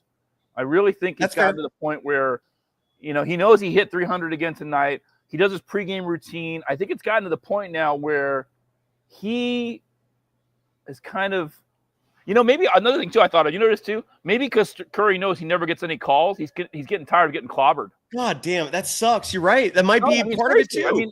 And it's funny. It's funny because the guy brought that up because he makes a really good point. I noticed that tonight. I noticed there's times where there's a little bit of space, but Curry's like, nope, I'm going to shoot a three right here, and he shoots some bad threes now. I mean, like I said, taking 14 and only making 5. I mean, that's pretty bad percentage, and he's doing a lot more of that. I've seen it in the last few games where I like I said, all the years that we've seen him play, he's always getting clobbered whenever he tries to go into the paint. And I think maybe he's just getting fed up with it. It almost kind of reminds me of like Colin Kaepernick. Didn't Colin Kaepernick with the Niners have the same issue where he was, he used to run more, and then it got to a point where he stopped running because maybe they just don't want to take the punishment that comes with it. I don't know. That's a good point. I don't know. I've never really thought about that, but you might be right on it. By the way, but I said the other guy was on. He makes a really good point. I've noticed that with Curry more in the last few. I would say in the last month, I'm seeing a lot more games where Curry's just trying to just launch threes. And then, of course he's arguably the greatest shooter that's ever played. I mean, his statistics prove it. But at the same time, it's like, no shot's going to be good if it can't be a high percentage shot. Armando Lara in the chat, Golden Dazer says the thing that worries me is that they're not developing their postseason lineups. And I agree. We have no idea what the rotations are going to be for the postseason. We don't know who's going to play when or where. And the fact that we're this late in the season and still we're not seeing stability on that front is very disconcerting. J Dub betting his life that the Warriors will never win a title again in the Steve Kerr era. That's bold. Do you mind if we bring on some guests, Ryan, while you're here? No, that's fine. Yeah, we can banter back and forth a little bit. Yeah. All right. So Nikosh and then Golden State 49er, our last two audience members on the night, joined the program. Nikosh, you're up first. I read your chat, which said you got to get some shit off your chest. Go ahead. I do, Sai. And Great to see you, man. Hey, good to see you too. I'm just out and about right now in the streets of Oakland. You're wandering. That's what someone who feels lost does, right? You just wander the streets. Yeah, for real, dude. I feel that way. And what street? San Francisco? Where are you? What city? Oakland. He said Oakland. Oakland. I'm in Oakland. Yeah, I'm on. Are you brave, man? Hopefully you're in a good part of Oakland. Stay safe. Stay safe. I think, I think at this point, most of Oakland is gentrified, but you're right. That's fair. Okay. There's still some rough parts, though. Not every part. Ryan's right about that. Yeah, I don't know. And 10:53 at night, just exactly. Be safe. Be safe, man. Be safe. I'll be safe. I appreciate y'all looking out for me. No, I mean, all I really want to talk about is Kuminga and the fit, because it seems like the honeymoon period before Kuminga joined was going great. We had everything figured out. And I think if you look at our record post Kuminga's injury, it's not been as good. And to me, it's and I'm not really sure why it is. I mean, I have a lot of theories, but being an outsider, theories? Let's hear them. My theory. Well, the first thing that Sai, I heard you talking about this throughout your show, is like, hey, did Kerr and Kuminga have any conversations? Did they have any dialogue? And I think the answer is obviously no. They've been dialoguing through the media this entire time, right? Yeah, over the years. Kerr has been speaking to Kuminga through the media. Kuminga has been speaking to Kerr through the media. And that is never a good sign. That's not healthy. No, it's not. I'm a diehard Warriors fan. I ride or die with this team. The moment I saw the Jimmy Butler trade, I put $100 on the Warriors plus 7,000 odds. Okay, so I have some real money riding on them, and I still think that they could get it done. Look, I'm not saying they're not going to win the championship, but I can't sit here and guarantee it anymore, man. I can't guarantee it either. I was with you, Shaq. I was so with you. I was so with you that they were going to win the chip. Like, it looked so great, and now I'm seeing the roster get messed up. I'm seeing the rotations get messed up. I saw your thread or whatever, or tweet or whatever. You're like, these rotations are driving me crazy. And it's like, it's driving me crazy too. I see who's on the court. I can't even, like, I was afraid to watch this game. Okay. I didn't watch the game. I was so scared. I was like the whole game or like the end? Both. I started watching the game and then I turned it off when I saw the first rotations come in. And then I hopped back in. Like, I was watching it in spurts and I was like, I don't even want to know what Kerr is doing because I know it can't be good. And I don't hate Kerr. I think he's a fabulous coach. You know, he I don't puts hate him together. either. That's a strong word, man.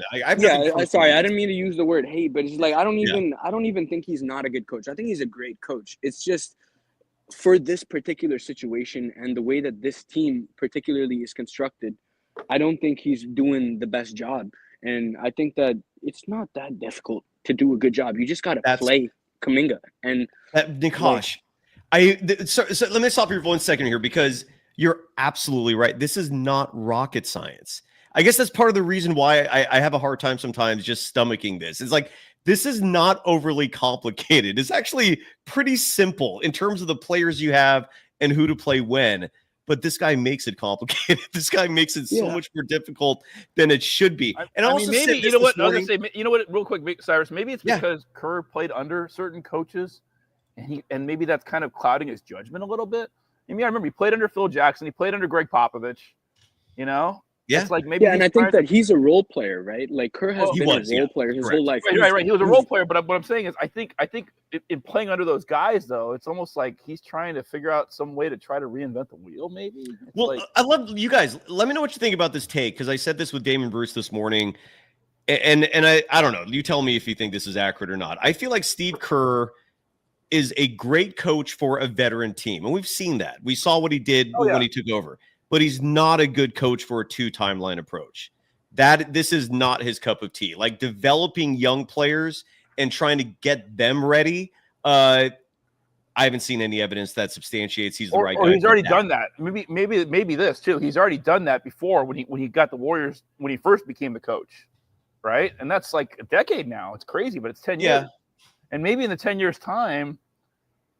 You know, it's interesting because, like, you look at for the longest time, a guy like Popovich was at the top of his game, right? And of course, the last few years have been tough, and now, of course, he's dealing with a stroke. But you know, at some point, I think everybody kind of goes through their peak period, and maybe for Kerr, I don't want to say it's past, but maybe he did reach that peak a few years ago, or maybe he just never really had a peak. I don't know. No, he did. He definitely had a peak. There's no question. Well, Ryan, I've been bringing this up. I started digging deep into the archives. Like I look back at the because one of the series that always popped up in my mind in terms of Kerr, like in the early days, making a lot of mistakes, like fallacies, if you will. That Houston Rockets series, the 2018 Western Conference Finals, that was a series that the Warriors should have taken care of business easily. Should have been 5-6 games. Have been a 7-game series. The one where Curry slipped and hurt himself, though, didn't he? No, Andre. But he kept playing. He was fine, but it was more so. No, I think that was the previous year.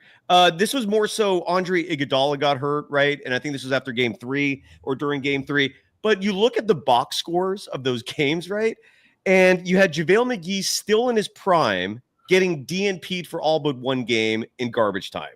You had David West still on the team, getting DNP'd almost every game. You had Zaza Pachulia getting DNP'd almost every game. He was older at that point, but still. Meanwhile, Swaggy P's getting like 30, 35 minutes. Oh, yeah. No, I remember that. I remember that guy got way too many minutes. Quinn Cook was getting a good chunk of minutes. I'll never forget that Swaggy P was that guy was so overrated. I mean, and you know who was getting minutes as their small ball 5 instead of JaVale McGee and David West? Jordan Bell.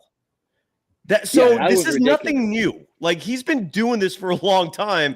He just had so much talent that it was easy to mask all these quirks that are now really glaring when you don't have a stacked team. So I don't know. What are your thoughts on that? I'm sorry, but real quick, I was just gonna say I remember I came on your show like maybe months ago, Sai, and I talked about like the issues with a system coach, a coach that is so stuck in their system that they're not able to adapt to the players around them. And I think that issue is going to be the make or break for this Warriors team. Sir. You know, I don't even think it's about young players versus veterans because there are examples of Kerr playing young players more than certain veterans. Example, Pods, whether it be Jordan Bell, whoever it is, right? It's just like the player that fits his system versus doesn't. Kuminga doesn't fit his system. We know that. And I'm not trying to, take the blame away from Kuminga. I think that he needs to do better as well. At this point, 4 years in, if he wants to be here, he's got to fit in. He's got to do the things that Kerr wants him to do. Otherwise, why are you here? Why didn't you force your way out? What do you think he's not doing that Kerr wants him to do? I mean, well, I think that a lot of it is, like people come on to your channel and they say like Kuminga doesn't have basketball IQ. I think that is a simplification, but it is a simplification. But at the same time, he isn't elite at these off-ball things where when you don't have the ball, when the cameras are not pointed at you, what are you doing? And he's not the best in those moments. But to me, it doesn't matter. None of that really matters because it should have been either figured out by now or Kuminga should be gone, right? It should be one of those two things. And the fact that we're still in this gray area, like you were talking to Damon about this earlier in your show, like, shit, we should just fire Kerr at this point, or not, or fire Kuminga, right? Like something. I don't do something, right? And I thought that the Jimmy Butler trade was that.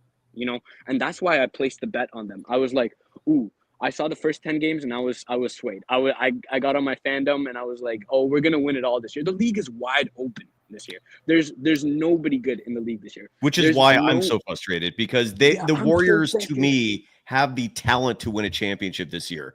Do they have the coach for it? More than enough talent. It's just the system, and it's.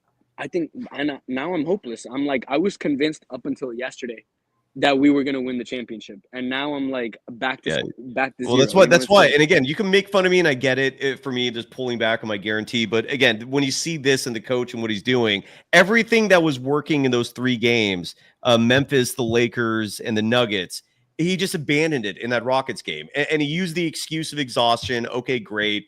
What's your excuse now? This is now 2 losses in 3 games. It's like your comfort player. As soon as the going gets tough, you just go back to your comfort zone. Like your small ball comfort thing, where you're like, I know this product on the court is gonna behave a certain way, so I'm just gonna go to it. But that's a really good point. That's a really good point. I don't think there's any other better way to quantify it than what you just said.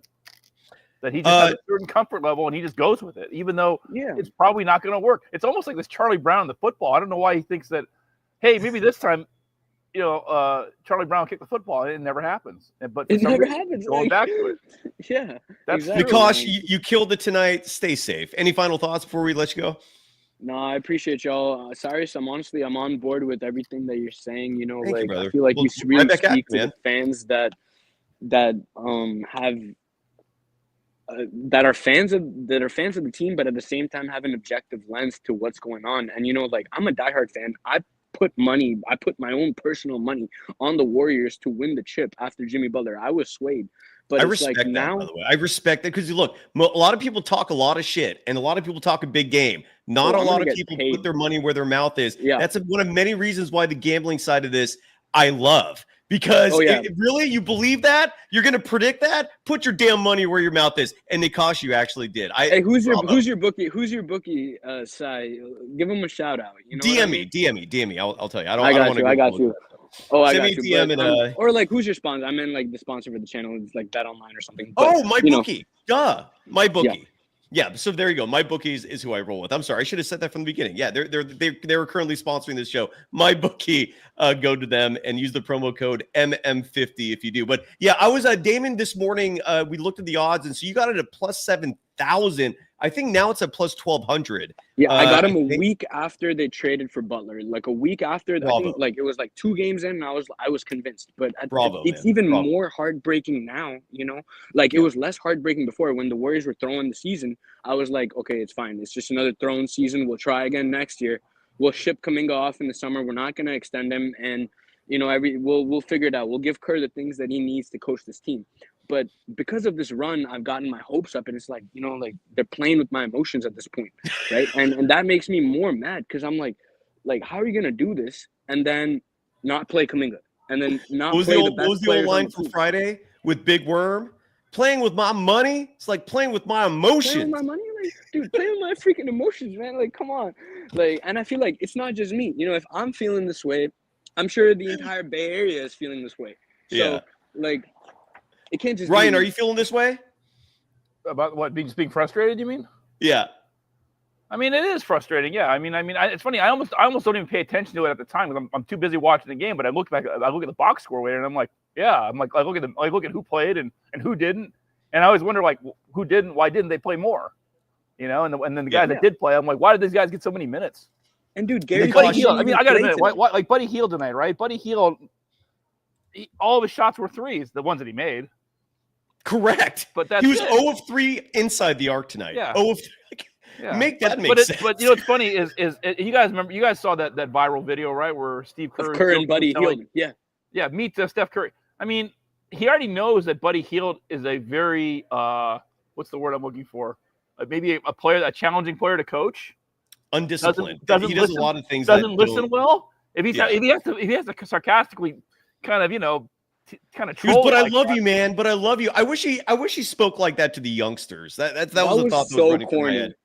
That was so corny. Right. Like, Because all it did, besides create a viral video, it didn't do anything. Man, you corny. Sorry. Yeah, it's corny. I think all that happened out of that was it was a viral moment. That's all it turned into. It was.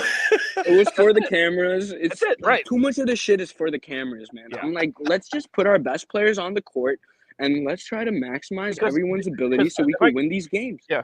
The one point I like to make seriously, the whole season, I'm really, and that the longer I've been on with you, Cyrus, if you ask me the one player I always question why is he getting minutes, it's Buddy Hield.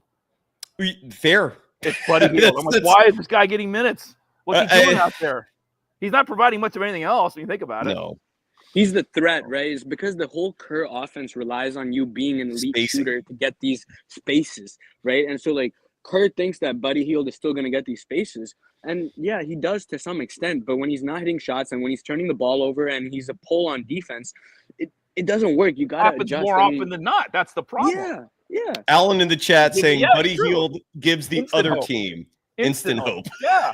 No, it's true. It is frustrating watching him because he just doesn't. I mean, I can see why the Kings and other teams let this guy go. It's like, he's not. And the Pacers, yeah. Oh, Nikosh, you killed it tonight, brother. Good luck. I appreciate you. I'm Seth. rooting for Thank that you. plus 7,000. I'm Get rooting your ass for on the it show too, again man. soon, I okay? hope so too.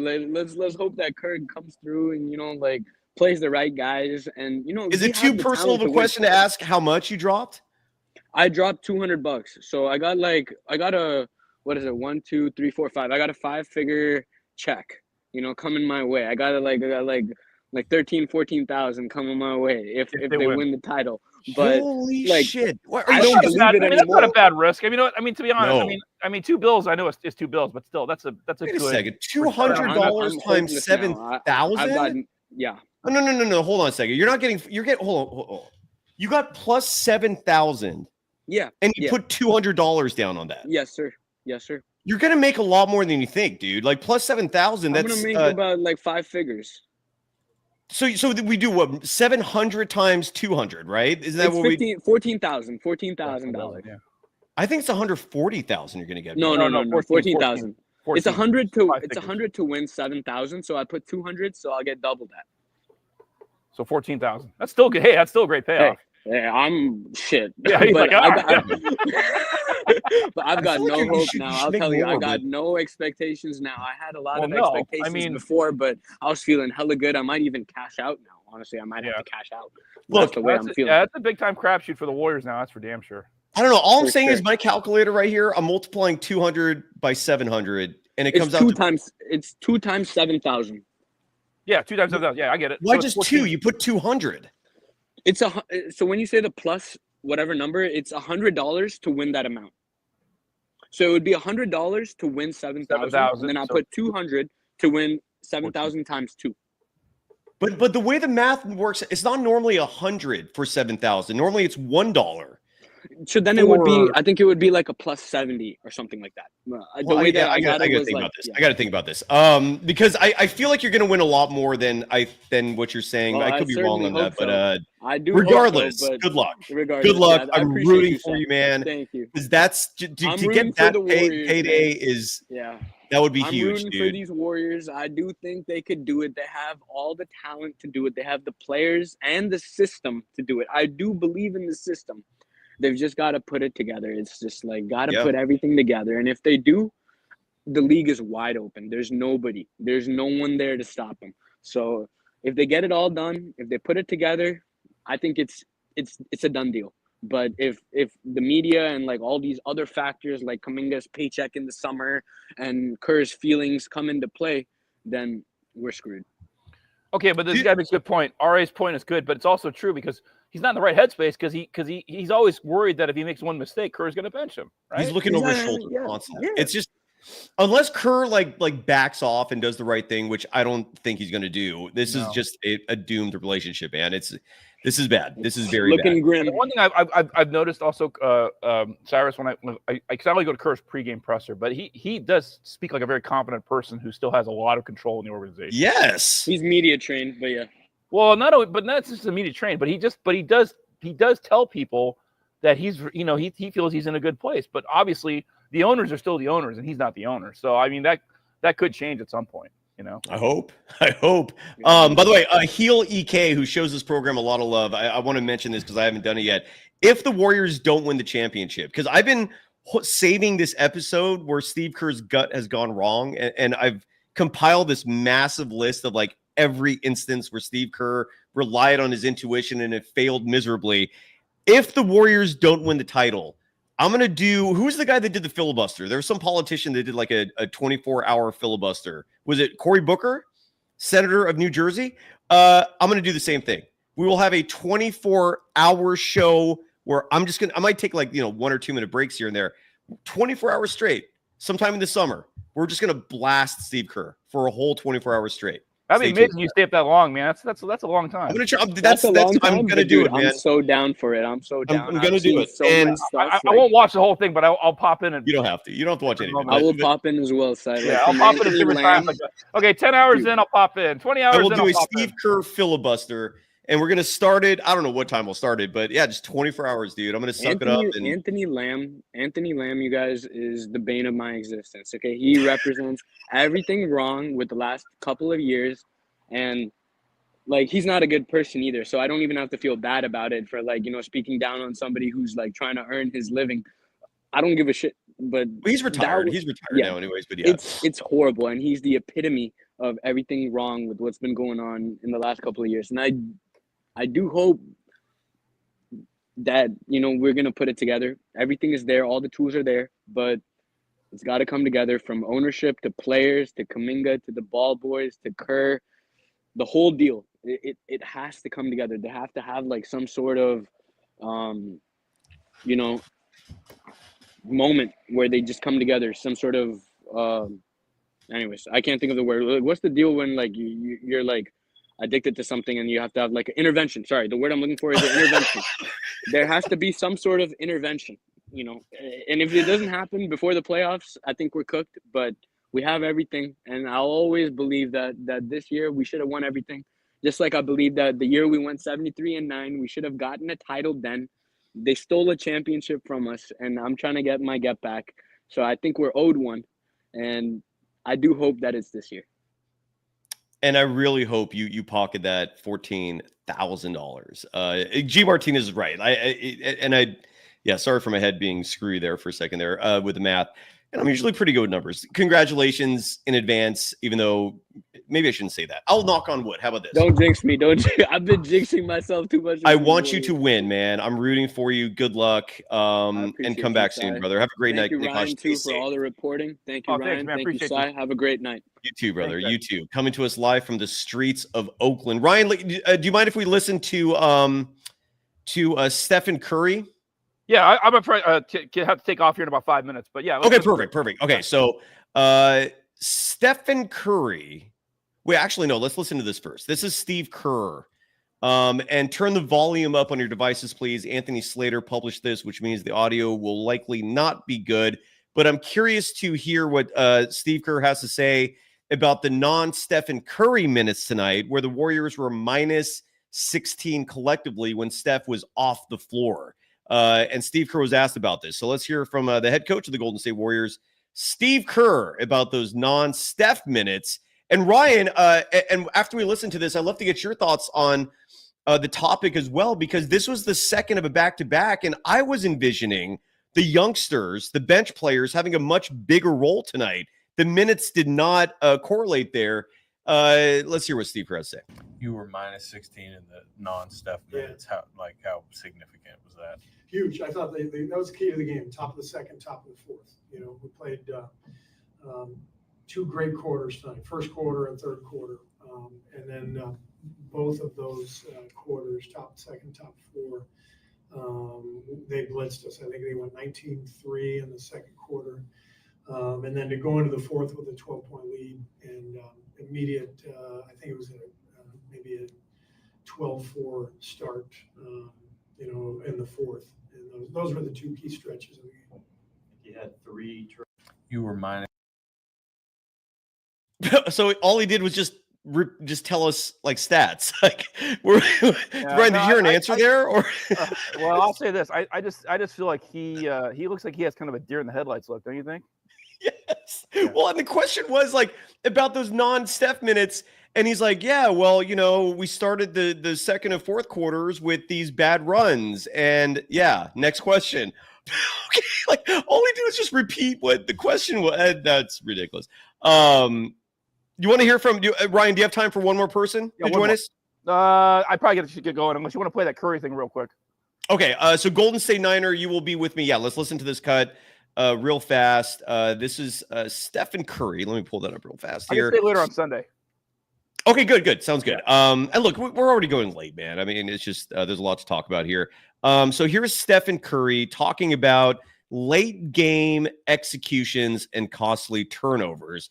Stephen Curry clearly has a lot of influence and power on this team. If there's one person who could put Steve Kerr in check, it would be Stephen Curry. And maybe that's what needs to happen here. Maybe Steph needs to have a good long talk with his head coach to remind him that what he's doing is nonsensical. Here is Stephen Curry. Two of them were just bad spacing. Mine was just a bad pass. Like, we were trying to set up a play to get Jimmy the ball and then have some action around. And, HB was kind of all over him. I tried to tuck it in there low so he could get it, but he got a deflection. That stuff happens. Tough timing, obviously. But it honestly shouldn't come down to those three possessions, even though we still had a chance to win because we played well enough for stretches, majority of the game, to create separation, give ourselves or maintain the momentum. But again, when you give come down to a possession here, possession there down the stretch, anything can happen in this league.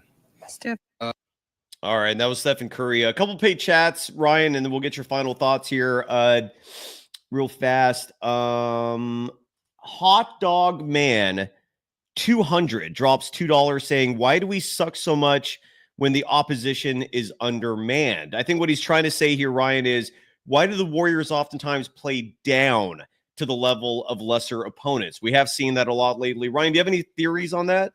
Yes, I do. I just think the Warriors, ever since even this dates back to Steve Kerr's first year, the Warriors tend to lack focus. Period. Tonight was no. They tend to lack focus. It doesn't matter. I mean, like, here's a good example. They always play a game where, like, okay, they got beat against the Rockets, right? What did they do last night? They come out and they kick the crap out of the Suns, right? But they don't keep that focus. Yes. So now they'll come back and they'll play Portland really tough on Friday, right? And Sunday, I'm assuming they're going to come out with the same intensity. But the problem with the Warriors is they're not consistent. They've always had problems with focus. And this goes back.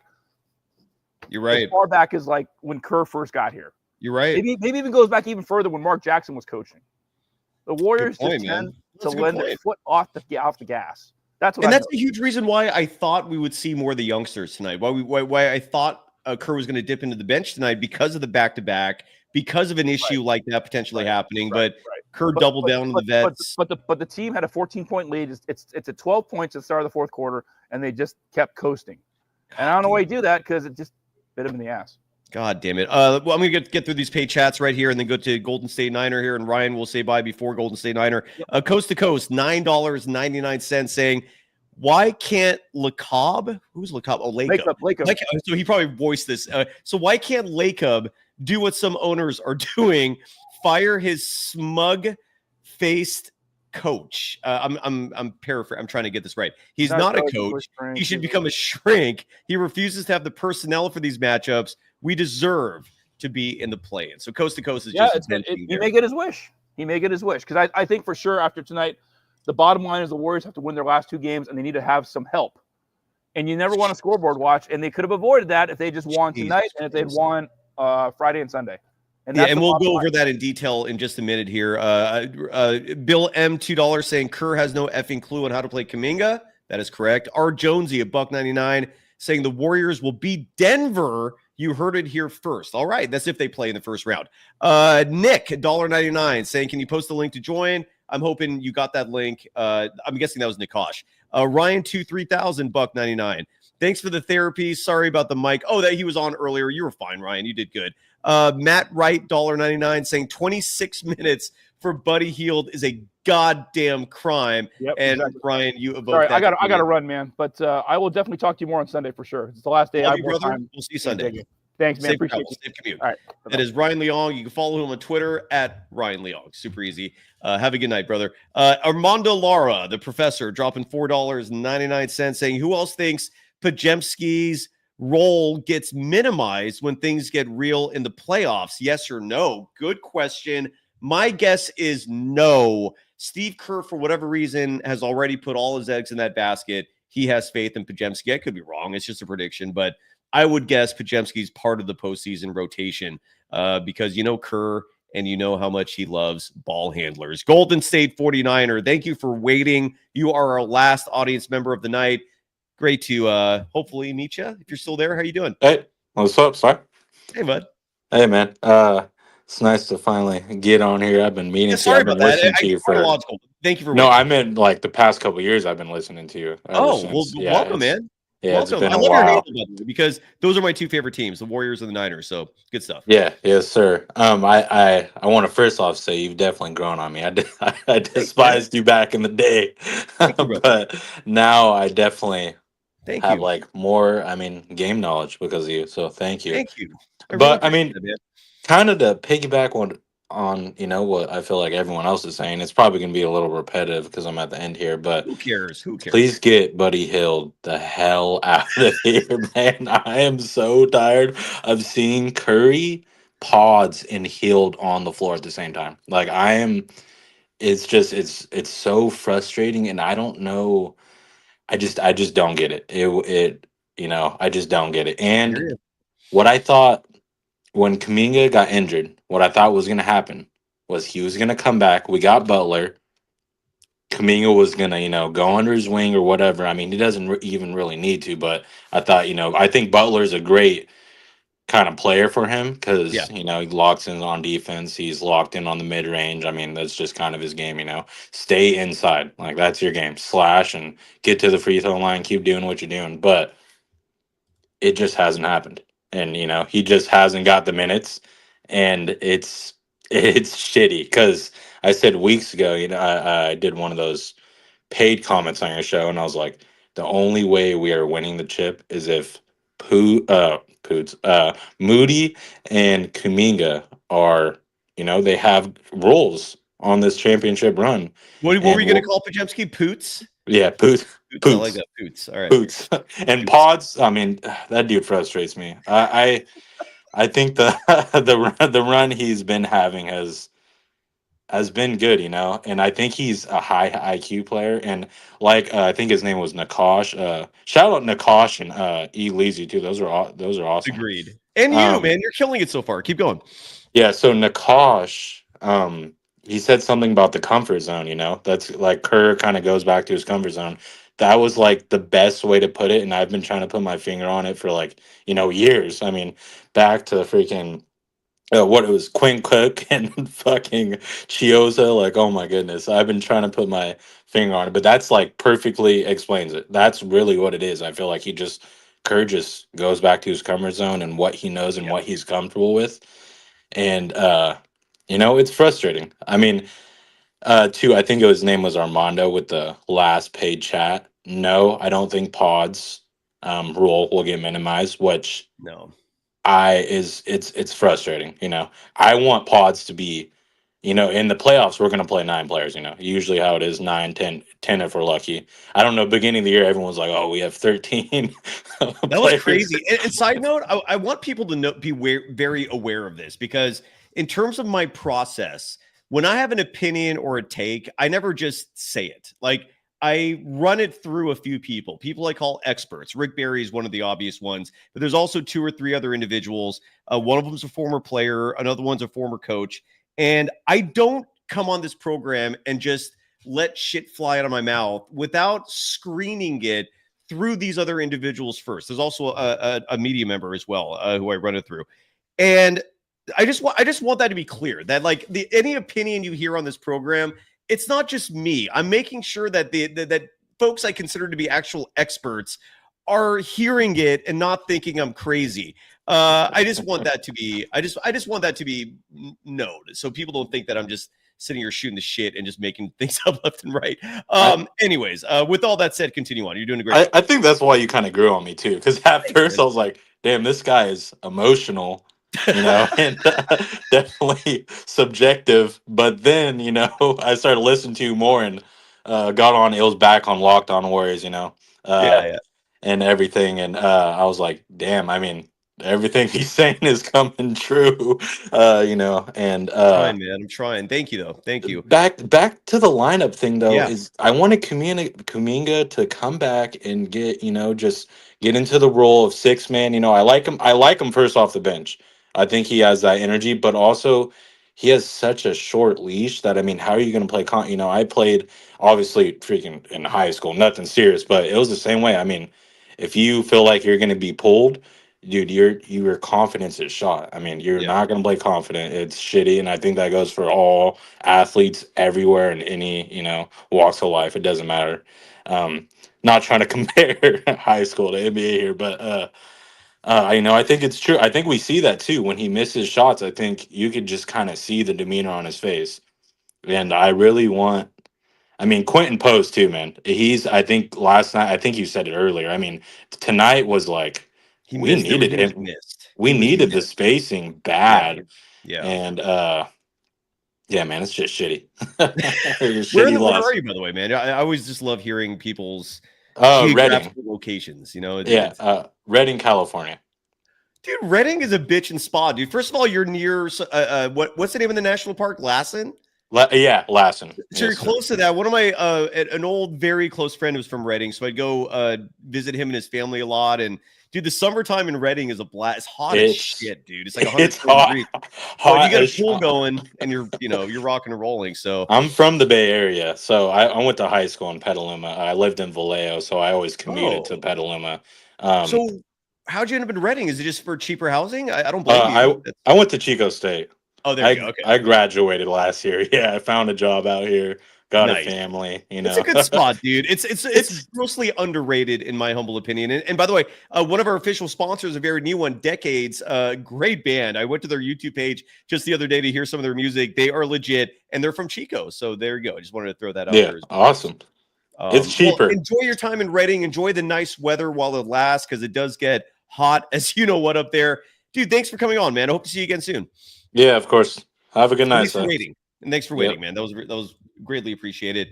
Golden State Niner, fantastic handle as well, joined the program.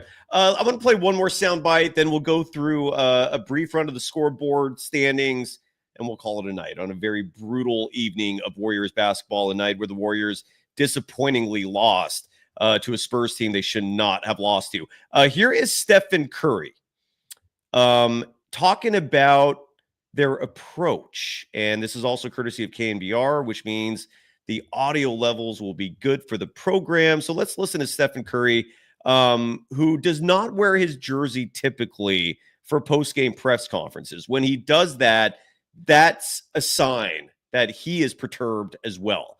Normally he changes into another outfit after the game for home press conferences. Did not do that. You can tell the urgency is there. And here is Stephen Curry talking about the approach of his team. The weight heavier on you guys to make sure everyone is ready for the next 2 games so that you guys can make the best possibility going into the play-in or playoffs, or is there no weight at all? No, there's definitely weight, and there's been weight for a while. We understand. I mean, our record's been great, in the last 20 plus games, and every one of them we felt a sense of urgency. So with 2 games left, you can kind of narrow down it's 48 minutes on Friday is going to be important. Sunday the same. We've had a very professional approach and very consistent, level we've been playing at. Our execution tonight just wasn't great, and a good team will bounce back from it and take care of business these next 2 and then go from there. So we have to prove that we're a good team. Sorry, I was muted there. Yes, you do. Tonight was rough. There's no way to spin that. And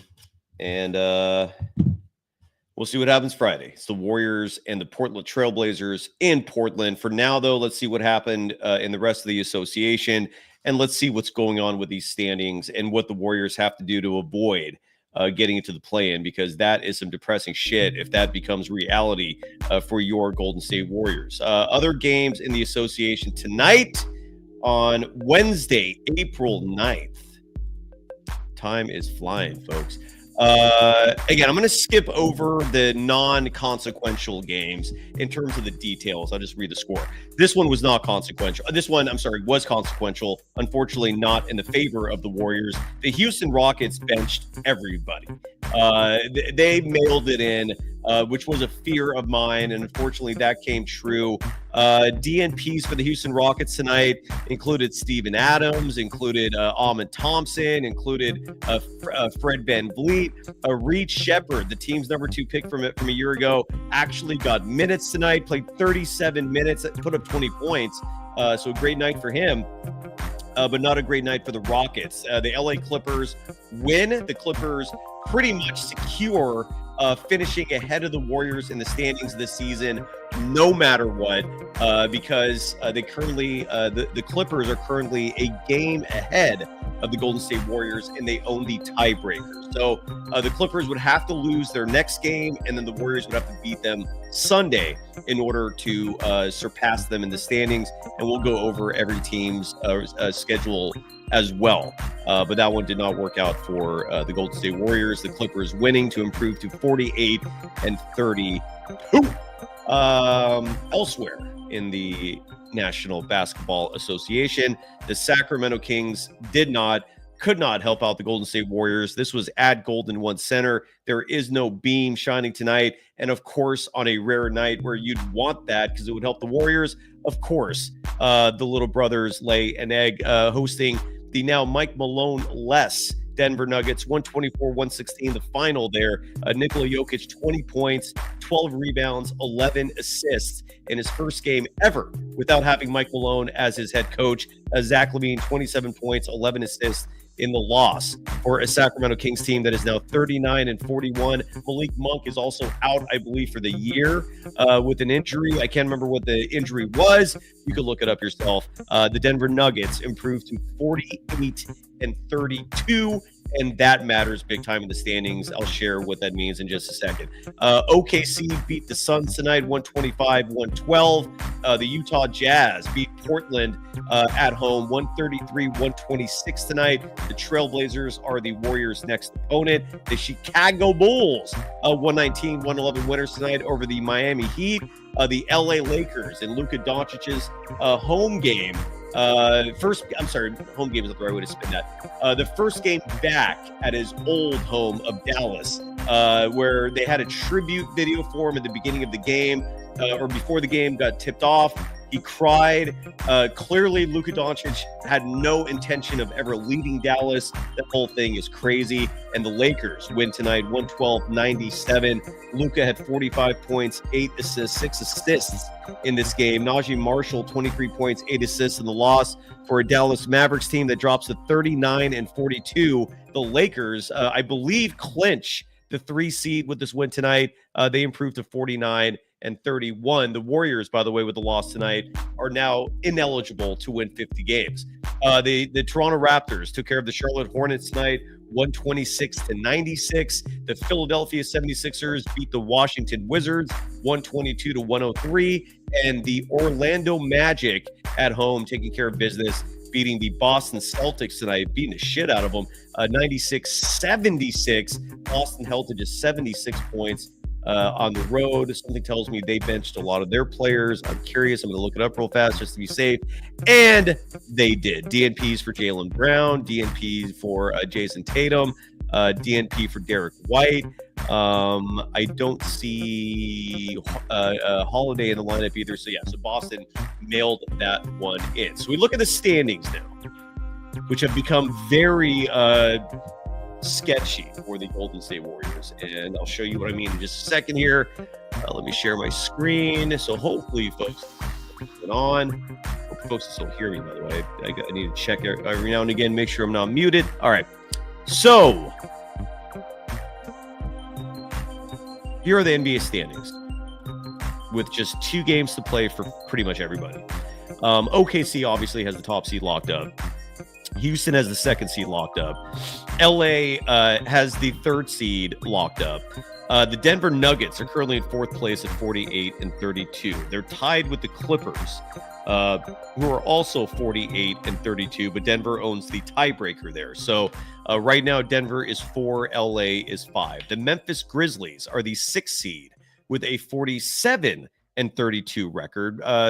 Those 3 teams are all tied in the loss column. And then the Warriors are now out of the playoffs. If the season ended today, they would be the 7th seed at 47-33.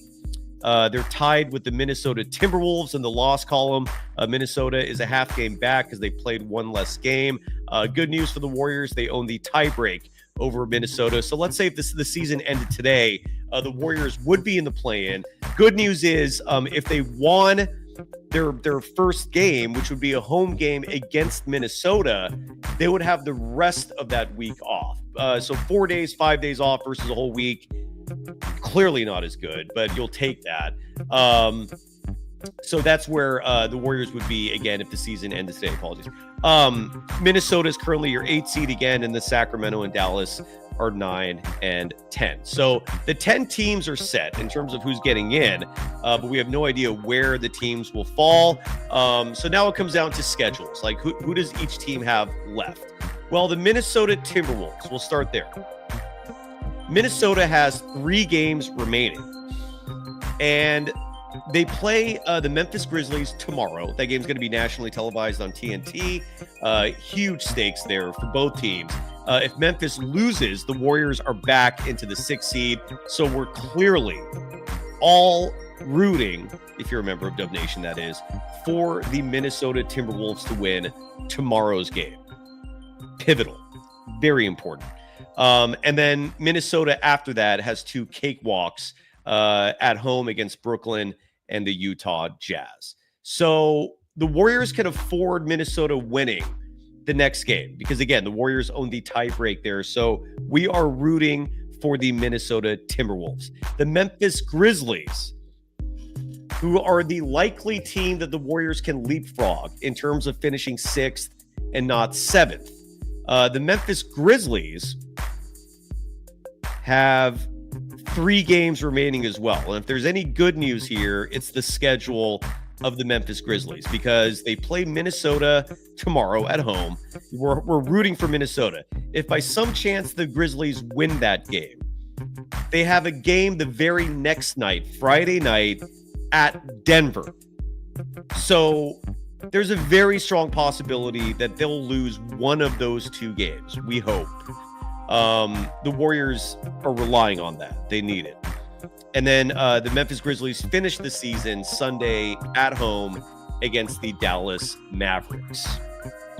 So again, when you look at the standings, the best hope that the Warriors have is finishing as the 6th seed. It would set up a first round matchup against the Lakers. I like that matchup, side note.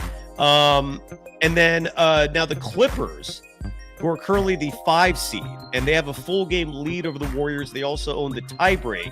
But the Warriors play the Clippers on Sunday. So for the sake of argument, let's say the Clippers lose Friday. Then the Warriors can leapfrog the Clippers on Sunday. But you're counting and hoping for the Sacramento Kings to deliver. And you can't rely on that. The Clippers play Friday night at Sac. If by some miracle they lose that game, Sunday becomes a huge matchup with massive playoff implications. But again, that's going to come down to Friday night and whether or not the Sacramento Kings can upset the Clippers in Sacramento. So that's what's going on with the Clippers. They've suddenly become a very difficult team to surpass, but it's not impossible. Same goes for the Denver Nuggets, who have a one-game lead over the Warriors. They also own the tie-break, so they would have to lose their final 2 games, while the Warriors would have to win their final 2 games in order to leapfrog them. And Denver's final 2 games of the season, Friday, they host the Memphis Grizzlies, and then Sunday, they're at Houston. So it's not an impossible idea. It's not the most improbable concept, but the odds are stacked against Denver losing both those games. So when we look at what this is basically going to come down to here is the Warriors have to hope and pray the Memphis Grizzlies lose one of their next 3 games. If Memphis wins out, the Warriors are effed. Plain and simple. Any questions from anyone before we go? Just want to check real fast. Young Wes. Yes, this is a possibility. Klay Thompson versus the Warriors in a play-in. I don't want to see that at all. I don't want to see the Warriors in any scenario where it's a single elimination. I will also say this. If the Warriors end up being a play-in team and they get bounced, yeah, you'll see a version of me that was akin to Sunday again. I promise you that. I don't think I'm going to be able to keep my calm and stay composed if the Warriors don't even make the playoffs. Major Powers writing, even though I blame Kerr for everything, not everything. I give him his credit for certain situations. You still appreciate me. Thank you, brother. Thank you very much. I'll take that compliment. Thank you. And we shall see. So Young West 79 saying, I'll go nuts if we get bounced. Not a Gay 90 saying anything is possible with Steve Kerr. Bree CS writing, it's so sad that the Warriors had a chance to get the 4 seed. They actually had a chance to get the 3 seed, as crazy as that sounds. And then they collapsed. It is sad. Well, the good news is this wild roller coaster of a season is slowly coming to an end here.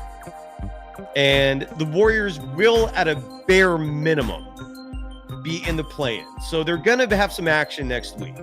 And again, if the season ended today, the Warriors would host the Minnesota Timberwolves in a play-in matchup between the 7 and 8 seeds. If the Warriors win that game, they would get, I think, 4 or 5 days off and travel to Houston for a 7-game series against the Rockets. If the Warriors lose that game to this hypothetical matchup, to the Minnesota Timberwolves, let's say they're the 7 seed, they're a play-in team, and they end up playing Minnesota in the first round at home in a single elimination, not single elimination, I'm sorry, but in a matchup between 7 and 8, they would be playing the game in San Francisco. If the Warriors lose that game, they would then play the winner of the 9 and 10 seeds. That would be Sacramento and Dallas.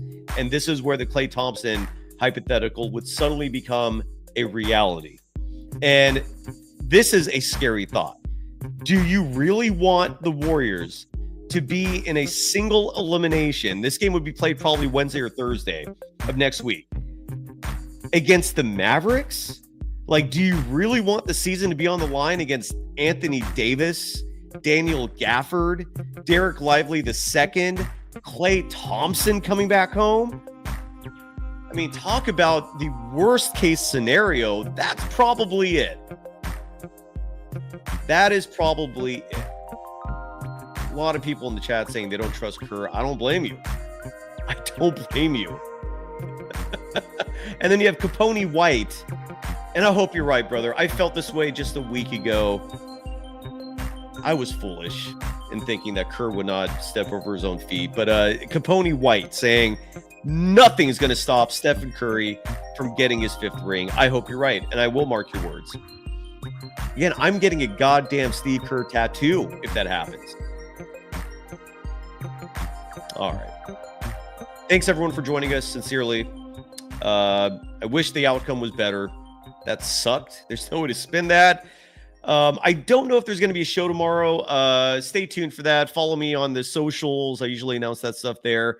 But worst case scenario, absolute latest. Join us Friday night. Warriors at Portland. Massive must-win game.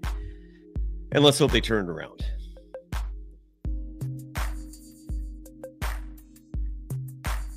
Oof. That's craziness. All right, folks. Thank you, everyone, again. Misery loves company. At least we're going through this together. So thank you for that. And we'll be back at this soon. Take care, everybody. Bye-bye.